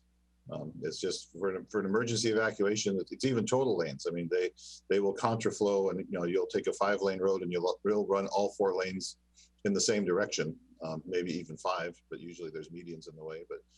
But so from that perspective, 5-lane road provides double the evacuation capacity of a 2-lane road. It's kind of easy math. So, Kelly, did you want to comment on this? I see your hand up. Yeah, and I may sound like a broken record, but these are a lot of these are policy issues we should be addressing in our 24 update as well. Great, thank you. Okay. All right, so I'm gonna ask my questions here. Unless Jeff, did you have something? I was just gonna say, maybe after you, do you want to do a break? Just doing a time check, or do you want to keep grinding through? I think sure. I'm the last hand up. There aren't any more hands. So, okay. And I don't have all that many questions. I had a question about the 15% too. But we got that answered. But I do have kind of a refresher. What is our AM and PM peak hours? Is it 7 to 8 and 3:30 to 4:30? Victor? Sure. So one of the changes we made as a result of the 2020 audit in the model is we are forecasting new traffic at a generic AM rate, and we are using the highest counted hour for each intersection location to identify the LOS at that location. So if we expect 100 new trips in the future, and intersection A peaks at 7:35 and intersection B peaks at 8:45, we add that 100 to the peak. So that's something that's a little different. We're trying to not mask trying to be conservative and not mask any locations where what typically happens is if you try to pick the peak of the peaks, what's going to happen is it's going to grab the school intersections and potentially miss other intersections that people are also very concerned about at other times of the day. The traffic model is really, they're good, but they're not that good. So to be conservative and to address the concerns about congestion between 7 and 9, we are adding the future growth onto the worst hour of that 2-hour period for each individual intersection. Okay, that's good to know, because I think that's something that I personally struggled with when we were trying to settle on an AM peak, because I argued that there was a multiple peak hour, yes. Right? It wasn't limited to an hour. Exactly. Okay, what about the PM? Same thing? Same thing. We take the worst peak of each intersection and add future growth to it. Okay, that's great, because we got some public comment relative to the PM peak hour, but the long and short of it is that they probably don't know what the PM peak hour is, Right. at least not for any given intersection. Okay, so that's helpful just as a refresher. And apparently it's not a refresher because it's new information. So that's great. And then the next question I have, which I think is relative both for council, but as well as the general public, is can you tell us and the public if we land on one of these alternatives, let's just say 2 or 3, because they're using that 15% reduction, how bound are we to what we are landing on if that 15% doesn't prove to be a valid assumption out into the future? Maybe it is right now, but I mean, given the state of COVID, and I think the construction that we just heard about going on at Microsoft and frankly, all over the region, we don't really know what our commutes will look like in the future. And I think as a general guideline, the council doesn't want to overbuild because that costs our taxpayers money that we don't need to spend necessarily, but we don't want to underbuild either and continue to have these same problems in perpetuity. So how flexible are these alternatives should we settle on one if the future proves to be something that we don't anticipate? Sure. And I'll let Lisa correct me if I stated incorrectly. But my understanding is the alternatives show different ways under different assumptions to achieve essentially the bottom line, which is a V over C corridor segment standard. And the concurrency management process looks at every development that comes in the door and estimates that future V over C, citywide. And that's really going to determine, when you need them and what they will look like. So really, those alternatives are 4 different ways to achieve the same goal with 2 different assumptions about whether part of that goal is reducing travel demand, or what the environmental impacts of a V over C ratio on segments and corridors would look like if travel demand were reduced. So if travel bounces back, then alternative 3 becomes alternative 2 if you don't have the 15% reduction. Or alternative 3 can accommodate, or alternative 2 can accommodate 15% more growth than alternative 3, if you want to look at it that way. If all trips are being reduced citywide, then that leaves you some more headway for additional development without a net increase in traffic over what you had before. So the EIS is really looking at potential outcomes over a policy decision on V over C. And I think alternative 4 is the big difference is do you want to look at it holistically? The other piece I do want to point out is though, that when it's a concurrency standard, and since we're so close to kind of hitting that target that you could be in a position where you need all of those improvements on those maps in 6 years to maintain concurrency. So, $100 to $300 million worth of work in 6 years is a big chunk. So that's the issue you really need to kind of think about in these alternatives is because basically we have so little additional demand past the current pipeline that those are going to be necessary really quick if you adopt the standard. Okay. And that's helpful, I think, both for council as well as the public who wants to comment on this. Sorry, I'm just looking over my questions that I had written down here. The cost thing that Councilmember Odell brought up, I think that is relative to the conversation and certainly to getting good quality feedback from our residents. Because, somebody could ask me, what kind of car do you want? And I could say, the alternatives are, a Volkswagen or a Ferrari. Well, if I'm not given the option of the price tag behind it, I'm going to pick the Ferrari until you tell me that, well, you're going to need $150,000 or whatever it is they cost, right? I might pick, something else. So I think that might be helpful if we can ballpark it. And I realize they may be somewhat back in the napkin numbers based on a lot of extenuating circumstances given the times, right? We know there are some, supply chain constraints. There are, just general workforce constraints right now. But I think it would help us as both council, but also the public to land on, well, what's the right prescription here? And can our, checkbooks, can we afford it? Because yeah, I think that's just a really important if we can get that, if it's something that's feasible. So I before I move to my next question, I do want to ask that question. Is that something that staff thinks they can provide in a timely enough fashion to hit that public hearing? Yes, we can pull the information together. I believe that we have some numbers. I think what I'd like to do is put it into a memo and send it to council as early as next week, and then it would be available for that hearing at that time, if that works for you. That'd be great. Thanks, Jeff. That's great.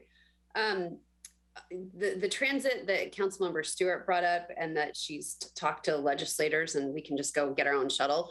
I think if that were the case, we wouldn't be on our 4th year of asking for a Metro Monopoly lift. And somebody would have surely come back to us and already said, hey, you guys can just do your own shuttle. I think there is a risk of litigation from King County Metro or Sound Transit if we just, up and throw out the Sammamish city shuttle.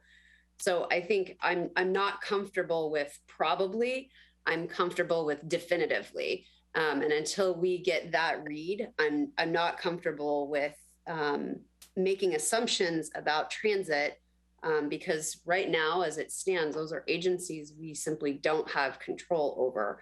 And I think the EIS, as it stands now, recognizes that we only have control over ourselves as an agency and what we deploy, and not necessarily what other agencies have. So that's my thought on transit. I mean, we would love to have more transit. We just simply don't control it. This is not, it's a little off topic from the EIS, but I think Victor brought up the fact that when they looked at 202, that when the lights turn green, the queue doesn't fill in those lanes. I think we've talked about that numerous times, and we have issues like that all over the city. People are sitting on a cell phone, they get the left turn light and they just don't go. The other thing, and it's probably a personal pet peeve, is the flashing yellows that we have. If people would proceed into the middle of the intersection instead of sitting at the line, they would actually get to go through, and actually multiple cars might be able to go through. And these are all things that help facilitate our level of service at intersections. So there may be some education that the city can do relative to, hey, these are things you can do on a flashing yellow, or fill in that queue, get off your phone. I mean, I know we've heard these all before, but it might assist us in some better functioning intersections. One other question I had, Victor, you brought up that the single family trip generation rate in the ITE manual has changed from 0.99 to 0.94 for single family dwelling units. What is it, and has it changed for multifamily dwelling units? I didn't remember to memorize that number. Dang it. It would just be interesting to know if that has also decreased or has remained static, and how that might impact the city. So if that is something I can look it up. You come across. Yeah, we can look it up. Actually, interestingly enough, kind of tying back to Tom Odell's, Councilmember Odell's comment about daytime traffic, I asked my traffic engineer to, did the average daily rate change? And it did not change that much. So it's that peak hour is representing a shift in travel time, that people are commuting earlier, commuting later, or staying at home, but still making other trips during the day to make up for the trip they didn't make during the peak hour. So we could go through a whole couple hours on that 800-page multi-volume book. No. Oh, I have an older copy of the ITE manual. I've looked at it. It's actually pretty riveting material if you want to kind of get down into the weeds on a dentist's office and how much a dentist's office generates in terms of trips. It's all in there. Okay. It's getting better every year, so. That's good. For us. And it's good that it's accurate, right? Because that really does help us to, better inform ourselves about the impacts of, development. And if, something changes, for example, in a retail location from a pet store to a medical office, there's a change in trips that comes with that will impact our roadways. So, okay, good. That was the crux of my questions. I'm sure there'll be more as we go through, but I'm going to move to the next council member, Councilmember Treen. Okay, so first question, I believe, is for Lisa. If I understand this right, this is a focused EIS, correct? Yes, the scope was focused around the policy choices for the level of service and concurrency. Is there any truth to the statement that we are reverse engineering this process to get to LOS or V over C and level of services in our comp plan? Not that I'm aware of. I think there's not. Okay, thank you. The next thing is, thank you, Lee. Oh, so Lisa, one more for you, because then I have a quick question for Victor too. Hi, this is my first EIS, but so what are the environmental impacts of the 885 dwelling units and then the subsequent roads on, I guess, on each of the alternatives then to the actual environment, the water, the streams, the earth, the trees, the air? Mm-hmm. So we did identify the effect of those different combinations of improvements under the alternatives in terms of could they affect tree canopy, buffers, stream crossings. And so I'm going to see, we had a slide that covered some of it, but later we have one, Doug, that is on slide 40. If we go there, I think I have more stats. There we go. So we looked at each alternative's contribution to impervious surface, the walls, and then wetlands proper. And so none affected wetlands that were mapped. Some had effects on wetland buffers. So you'll see alternative 2 had 0.7 acres of potential impact to wetland buffers, and alternative 4 more 3.3. But then you look at stream crossings, and even though alternative 4 has a lot more road miles and impervious area, it affects fewer streams. And then the alternatives have different relative changes on stream buffers.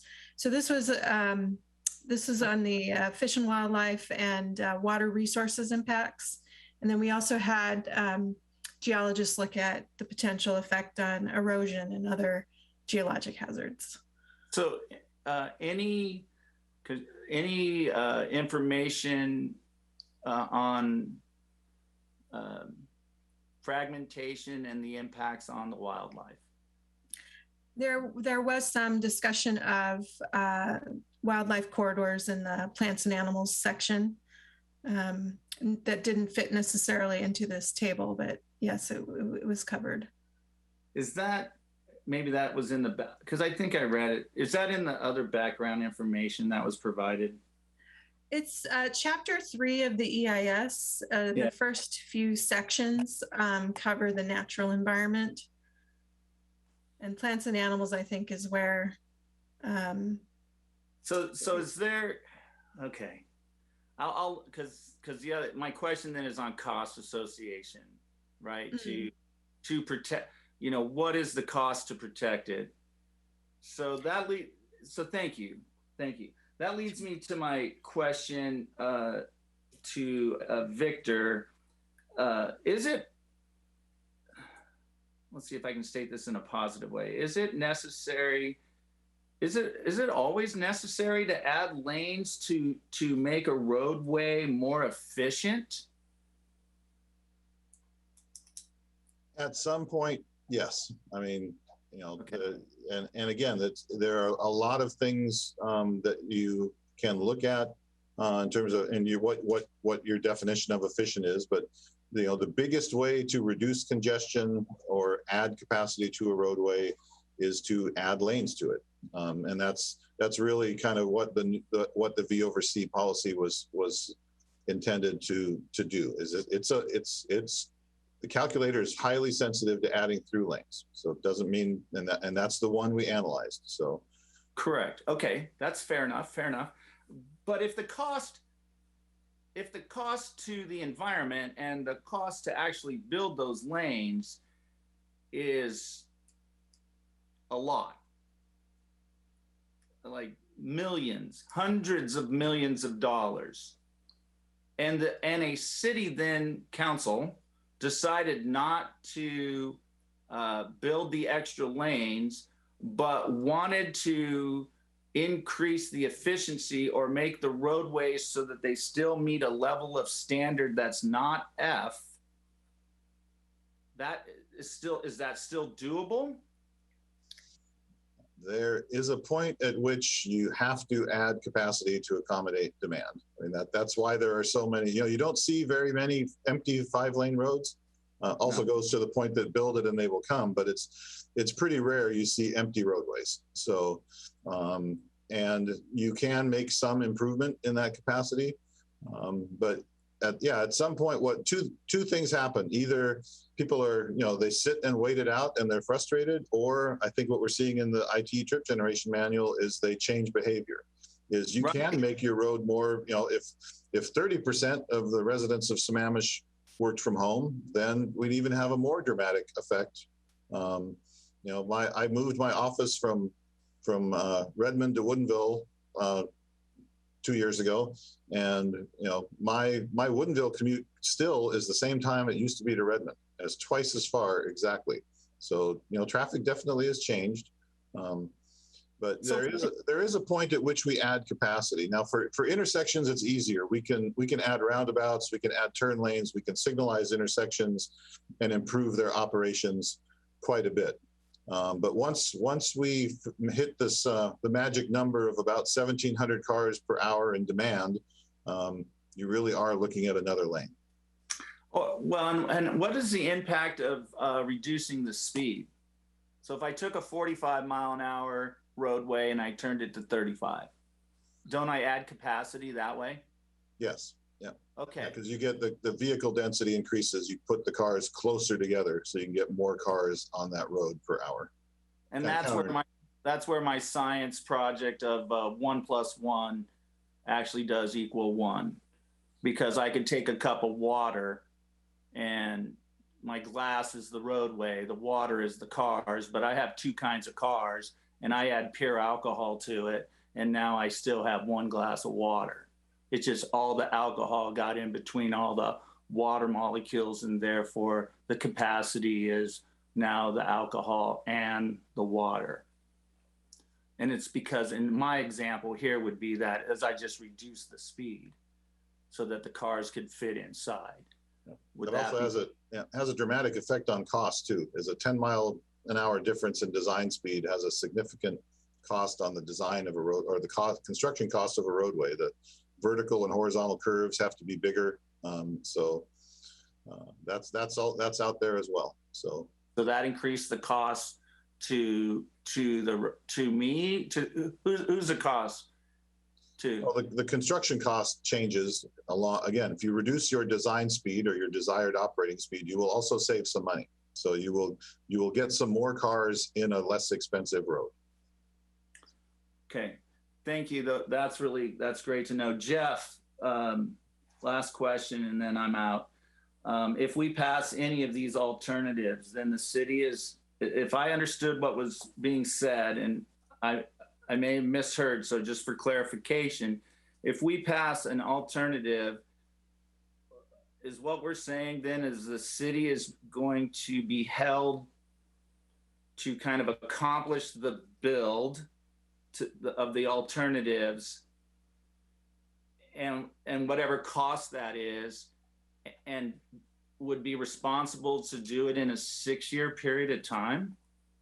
Is that what I heard? Yes. Victor, can you help me with this one? Because I know this was one of the favorite ones to respond to. Sure. Yeah, I mean, like the analysis we did, since we're so close to that 2035 forecast, is the sort of the project list for each alternative. Well, for alternatives 1, 2, and 3, they are what is necessary to meet that standard, and in theory to to have it in place in six years from the time of development. So you may have 7 or 8 because that you have 800 units in the pipeline that aren't in active construction yet. But it yeah, whichever choice you make that sets up an amount of amount of roadway infrastructure that needs to happen, or conversely you won't meet your concurrency standard, and you'll have to have a discussion with the development community about, hey, here's our plan, here's all the roads we need to build, here's how much of it we can do in 6 years. We need more, or you need more to meet our level of service standard. Would you guys like to step up and develop some of it as well? So are you saying that it can take longer to achieve the goal? Is that what you're saying, Victor? I mean, technically, the Growth Management Act is 6 years from the time of the impact of the development. So you've got about 800 units left to generate some more impact. But some of those projects, that, in particular, the East Lake Sammamish failures and Alternative 2 and 3, those are pretty much existing failures because that roadway was exempt for so long and just kept getting loaded and loaded and loaded, that now they're basically necessary now. Right. Some of the other improvements might be necessary later. So one of the issues that we still haven't resolved that we will need to do is a traffic impact fee study and look at proportionate shares of these improvements that could be assigned to the development community. Because I don't believe it's just 100%, is it? Yeah, sorry. I think this is a great conversation, but I don't know if it really is directly related to the EIS, and I'd really like to stay on this EIS, if you don't mind. So, because unless you guys think this is actually about the EIS. I was just trying to add some more content based on the costing that you were talking about. So yes, I can pull back on that. And if you don't mind, I'm sorry, because we do have a time limit here, and I didn't want to go over time in respect to all the staff. And so appreciative of all your work, everyone. Thank you, Victor, Jeff, and Lisa, Doug, and the others who have supported you, and Kelly that's there too. You guys are doing a wonderful job. Thank you for the information tonight. Back to you, Deputy Mayor. Great, thanks. Councilmember Ross. Hey, all my questions are essentially asked, so thank you everybody else. But I did want to reinforce the need to put some bands on cost, because it really feels like my gut that the fourth alternative may be cost prohibitive and logistically difficult. So in addition to cost, add logistics. There's likely an infringement on the golf course and the private properties on the north end with Sahali. So I want to hear some feedback on that when we start providing information for public feedback, so that we are centering on what's practical and affordable and achieves the biggest bang for the buck. Thank you.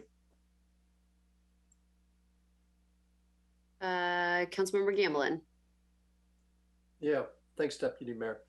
I'm in the same boat as Councilmember Ross in that it's been listening this whole time.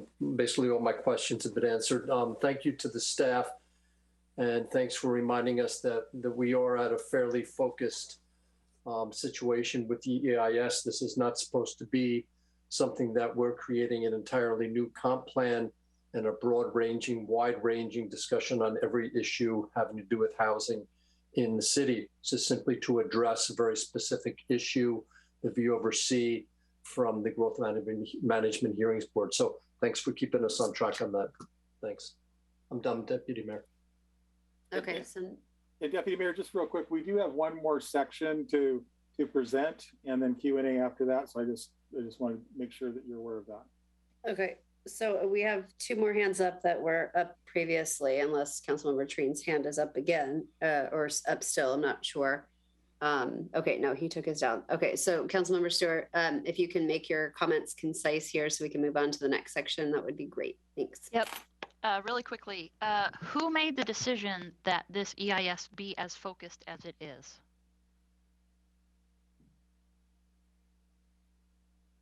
I guess I would take an answer at that as being the council did by way of the V over C ordinance that was started back in 2018. Okay. And Victor, you said 1,700 cars per hour is kind of it, and then we have to add lanes. Is 1,700 what we're using for our capacity number? No. Why not? Well, I guess the 950 you're using is intended to allow a segment to do all the jobs a segment has to do, which is also allow side street traffic to be able to make left turns in and out. If you're on a roadway that is at 1,700 vehicles an hour, you cannot make a left turn out of a side street. It's level, you will just sit there and wait. There's no adequate gaps. So part of that reduced number in the FHWA policy is you can't completely fill up the road because then it loses its ability to do other things. That's why, for instance, the Southeast 40th, 228th intersection, it's why the LOS on that side street left turn is failing, even though the segment's not failing, because the segment volume is high enough to make the left turn fail. Same with the potential signalization at 228th and Sahali Way is yes, you can shove that many cars through a lane, but then the other stuff that lane has to do gets impacted. So the 950, 980 number that we're using before adjustments for turn lanes and other things is intended to allow the road to do all those other things. And then the 1.4 recognizes that you will see higher than that number, but that's not necessarily a number people are going to be happy driving in. So. Got it. So a couple of things. One other question. What is the average speed limit in Sammamish? Because you had that graphic that showed us the average speed across all the roadways. I would love to know what the average speed limit is, because that graphic, like some of those speeds are reasonably high, given that most of our roadways are 30 or 35 miles an hour. Yeah, a lot of 228 is 45. And also, I think if this is capturing Issaquah Falls City or Issaquah Falls City, Duthie Hill Road. But yeah, we have. I don't know if Jeff has a map. Our travel demand model. Speed is one of the attributes we put in that travel demand model. So I just think from a relative perspective, if we're going to show this graphic that says this is the average speed, it would be interesting to know how does that compare to what it would be if it was completely free flowing. Sure. Right? Because I think that's what we're trying to imply is that this is somehow bad. But again, during peak hour, I don't know that we should set an expectation to people that they should have the same experience as free flowing. But that could probably be debated. And that's a good point. These also look high because in order to kind of minimize the cost of the EIS, this includes all the modeled roadways, which also includes 202 going all the way around the city. So we have a big chunk of 50-mile-an-hour road that's getting measured. So those are some things we could look at, kind of parsing it down to specific roadways. That's cool. And then I want to kind of emphasize again, I think Councilmember Odell really hit up on this a lot, which is I'm not sure we have an alternative that totally makes sense, because we heard a lot of things. We heard we don't have to build out like option 4 or alternative 4, right? We don't necessarily have to build all of our roads out completely because some of the roadways are not balanced. And so we're building 5-lane roads when some of them could be 3. We don't necessarily need sidewalks on both sides, right? There's stuff like that. We could, Councilmember Treen brought up the fact that on some of these roads, we could actually just lower the speed limit a little bit and improve that. You also talked about left turns. There are also places where we could potentially limit left turns. And I don't mean to pick on Councilmember Odell, but his neighborhood is a perfect example where we could put a signal in at one intersection and reduce and limit left turns during certain hours from some of those other exit points, which would improve not only the flow of traffic, but also safety, right? So I think there are a lot of creative solutions that don't cost tens of millions of dollars, that improve safety, that improve the whole experience, and that might make more sense than some of these just blanket alternatives. And I will add that from a transit perspective, even if we couldn't just buy our own shuttle, we can buy service from King County Metro. So the city of Seattle does that. They buy capacity and they buy bus routes. So if we wanted to have shuttles between us and the light rail, which leads me to my very last question, which is, do we factor in the fact that the light rail is going to be opening up here in a minute, right? In a hot minute, we're going to have light rail at Marymore. For travel demand modeling in Sammamish, it actually doesn't matter unless you're shifting to transit, but they're either driving to their job or they're driving to that park and ride at the light rail station. So unless we were to look at a significant increase in that transit shuttle you're talking about, it doesn't really change travel behavior very much to have that kind of a station with a multi-thousand car park and ride. It was really designed to catch cars. Right. Well, which is why I kind of come back to we're going to have a light rail stop like just outside of our city limit. And we don't have anything factored into any of these alternatives that says, one of the best ways to improve this, to reduce the number of cars, is to figure out how we get transit from Sammamish to there so that we don't have everybody getting in their single occupancy vehicles and driving to the light rail. And it seems to me that is a ginormous miss. That we don't have anything in these alternatives that at least proposes and says, if you do this, look at the positive impact we would have. So I think there are a number of factors that have been brought up by multiple council members that says we don't have the proper alternative here, and that's particularly true with some of these existing failures that you point out, Victor. We have existing failures, and Jeff, I think you hit on this. We cannot make the developers pay for the existing failures. So that's all I've got. Thank you. Back to you, Christy. Councilmember Odell. To follow up on Pam's comment about buying additional transportation, I don't know if we're still doing it, but in the past, we and Microsoft were both subsidizing Route 269. I doubt if that's changed. So we're already buying service from Metro that we would not ordinarily have.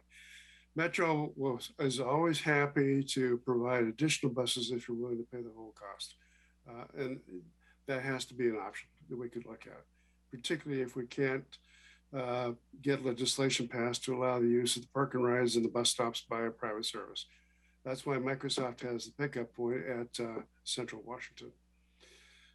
The other thing too is that for transit to really work, it has to be safe. And by safe, I mean, it's simply not a matter of providing a sidewalk to get to the bus stop.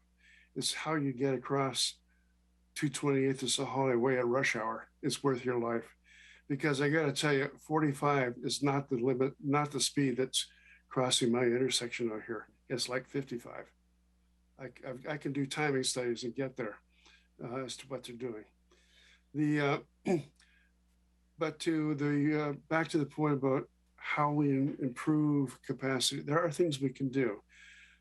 Christy pointed out the left turn arrows. They are a very effective way of moving stuff out of the way. The second thing we can do is we can have right turn lanes and left turn lanes so people can decelerate out of the main line of traffic. Bus stops can use those deceleration lanes for pickup, and they get the bus out of the low flow of traffic, which is particularly important on a 2-lane road, not so important on a 4-lane road. Lastly, on buses, if you went outside today, you gotta look at Sammamish at its best in terms of weather. And I'd hate to wait for 30 minutes at a bus stop in the dark with no place to sit down in the rain under these conditions. That's a big deterrent to people using the bus. And that should be part of the plan too. Thank you. I'll stop. Back to you, Kristen. Okay, Jeff, I'm going to have you move on with the next section. Great. Doug and Lindsay, is that your section? Or is that Lisa? Lisa will be handling this section. Thank you. Lisa. Thank you. So the purpose of this section, we only have about 4 slides, is to look at the objectives and the strengths and weaknesses of the alternatives. So first we start with the objectives and sort of a consumer reports type chart. And I'll just go over the legend, which is, I think, cut off on the bottom, or at least on my screen. But the round circles are that the alternative largely meets the intent of the objective. The kind of square it means it partially meets the intent. And then if there's like a mostly hollow circle, it provides less support for the intent.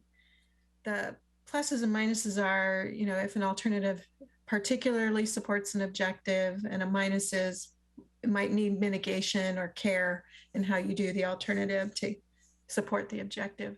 So I'll just go over this briefly. Following these slides, we do have some of the information we shared just a bit ago on comparisons around the natural environment impacts.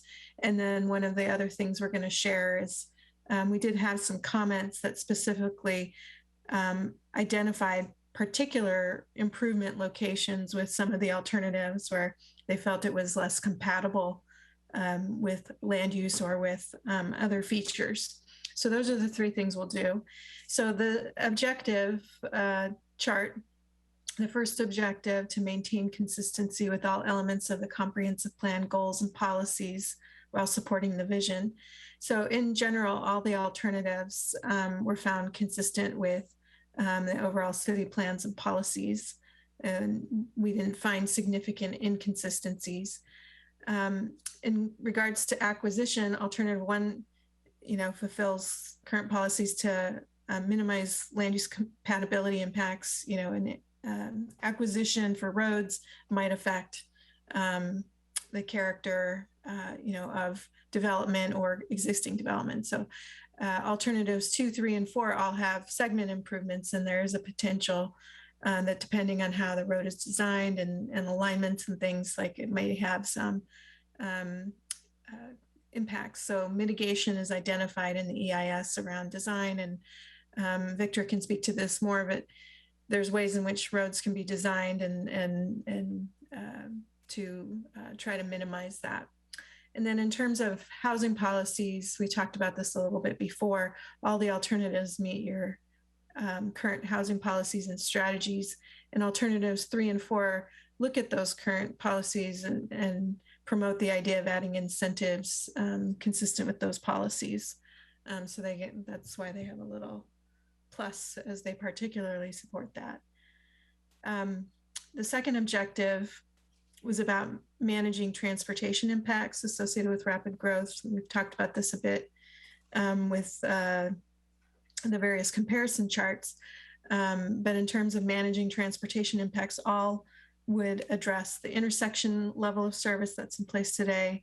3 of the 4 would address the road segments, what happens in between, and some by addressing inherent sidewalk and bike lane improvements address multimodal features more directly.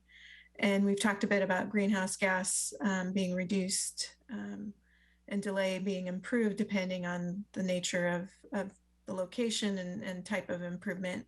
So alternative 4 that we've discussed that has more continuous principal arterial route does meet some of those objectives to reduce traffic impacts from a few angles. And then so the last part of the chart were the last 2 objectives. So that third objective there, acknowledge and implement a transportation level of service that represents real world transportation conditions, limited access, topography, commute patterns, et cetera. So alternative 1 partially meets that objective. It does certainly address the intersections, but it's not necessarily addressing the in-between intersections and some of the challenges of travel in Sammamish. And so alternatives 2, 3, and 4 were meant to try to address some of those conditions. And then land use measures to reduce travel demand that we've talked about. Alternatives, all of the alternatives address the city's growth target. And alternatives 3 and 4 try to implement the city's strategies to provide housing incentives and test the commute trip reduction. So that's just sort of like a one-stop shop on the alternatives for the objectives. So that covers that angle. Some of the objectives talked about Sammamish's topography and unique conditions in Sammamish, and we did do more review of the natural environment. We talked about this a little bit before, so I won't belabor it, but with different levels of improvement, there is the potential to affect known or mapped wetlands and streams. And when a road is actually designed, it may be possible to avoid some of the impacts and also to mitigate. I think there was the question earlier, what does, mitigating for any environmental impacts due to cost? We can address whether the city's order of magnitude costs address that, but usually the cost estimates have some amount of attention to, fulfilling stormwater standards to meet water quality requirements. And if a stream crossing, is typically needed, that might be factored into the costs. But this is a way to say, based on known or mapped features, what the potential impacts are, and the actual designs might be able to avoid or minimize. And so again, it kind of depends. Alternative 4 has more lane miles, but fewer stream crossings, and it has a little bit more potential impact on wetland buffers. So there's some trade-offs there among the alternatives. And then I think getting at compatibility, we found that generally the alternatives could meet the city's policies and requirements regarding land use compatibility, some with mitigation, design standards and other features. But we wanted to point out a couple of comments that might help you think about alternatives. So one was a comment from King County, who was concerned about the East Lake Sammamish Trail. And concerned about alternatives 2 and 3 that propose improvements along it, and wanting to make sure that future designs would not adversely impact that trail. Another specific comment on the alternatives was about alternative 4 at Issaquah Pine Lake Road, segment 31, and a concern about existing homes and trees where improvements may be proposed.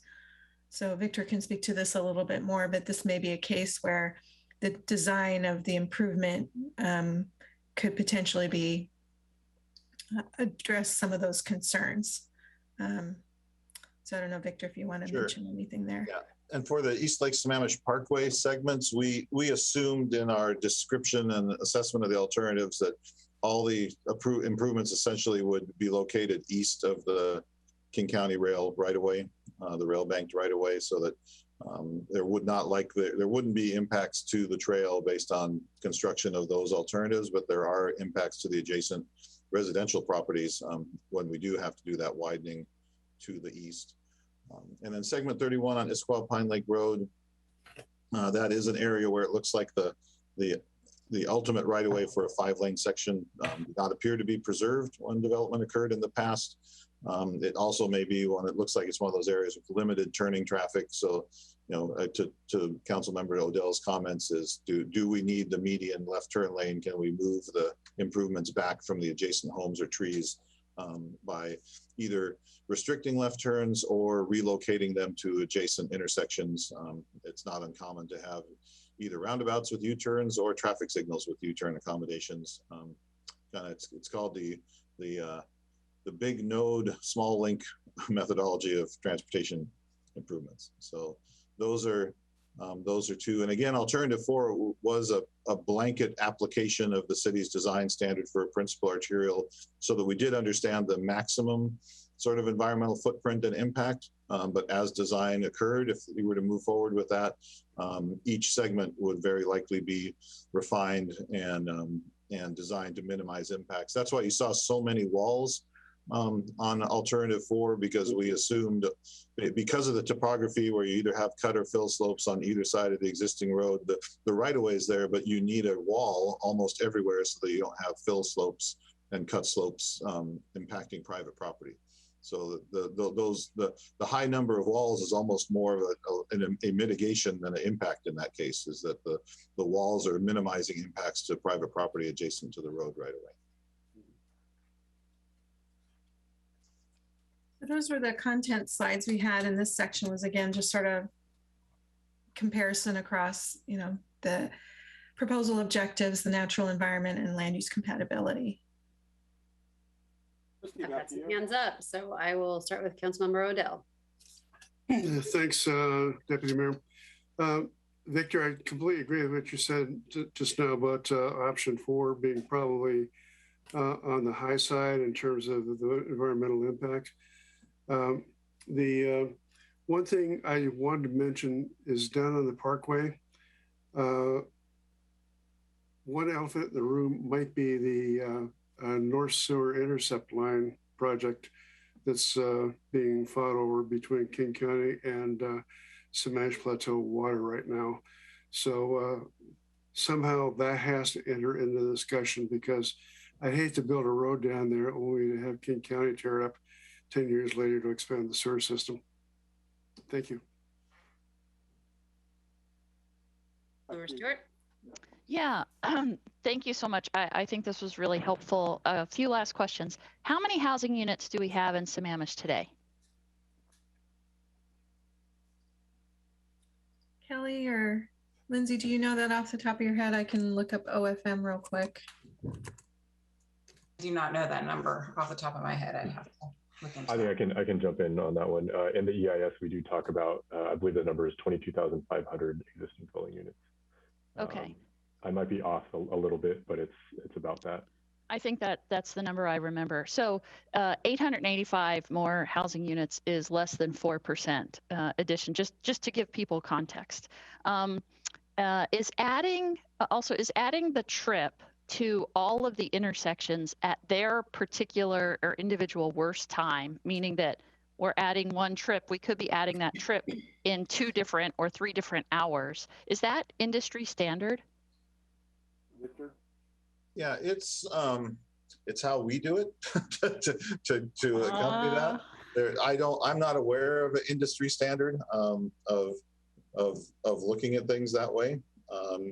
There's again, we're transparent in saying that's what we've done because of concerns about underestimating the impacts of growth on certain locations. The travel demand model is not good enough for me to be able to tell you that this particular trip that I'm forecasting for 2035 is going to occur at 7 a.m., 7:30, or 8.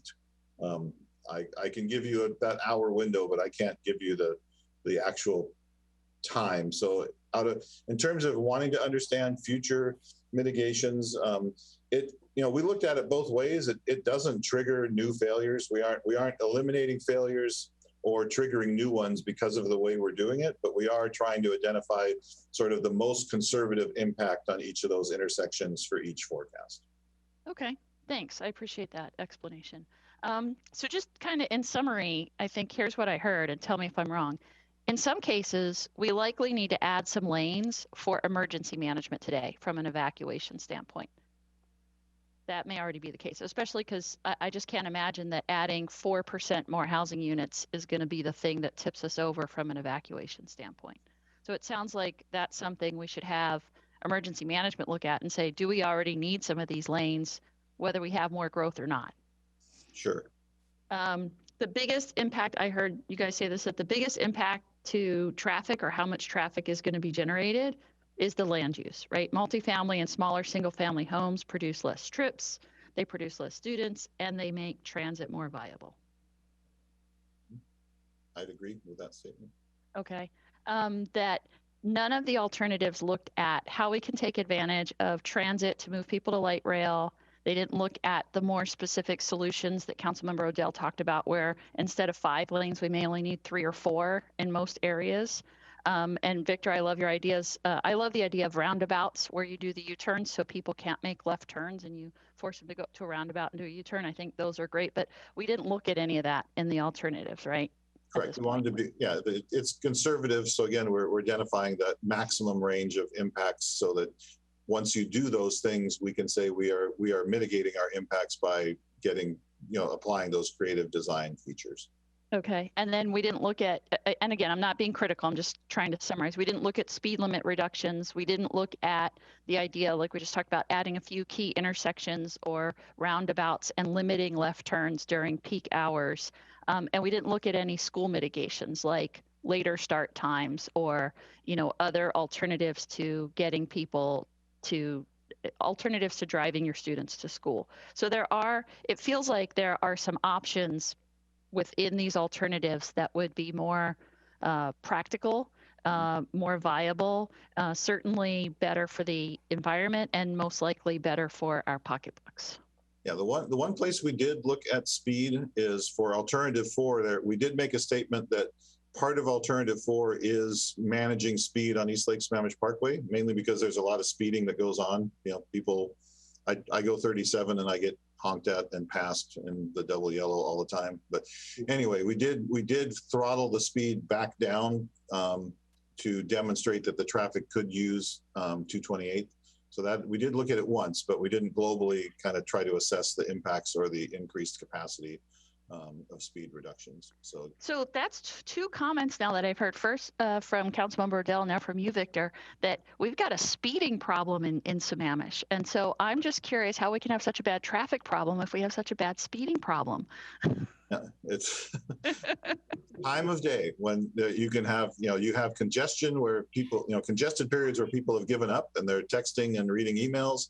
And then off peak, as soon as it clears up, they're in a hurry to make up for lost time and they're going really fast.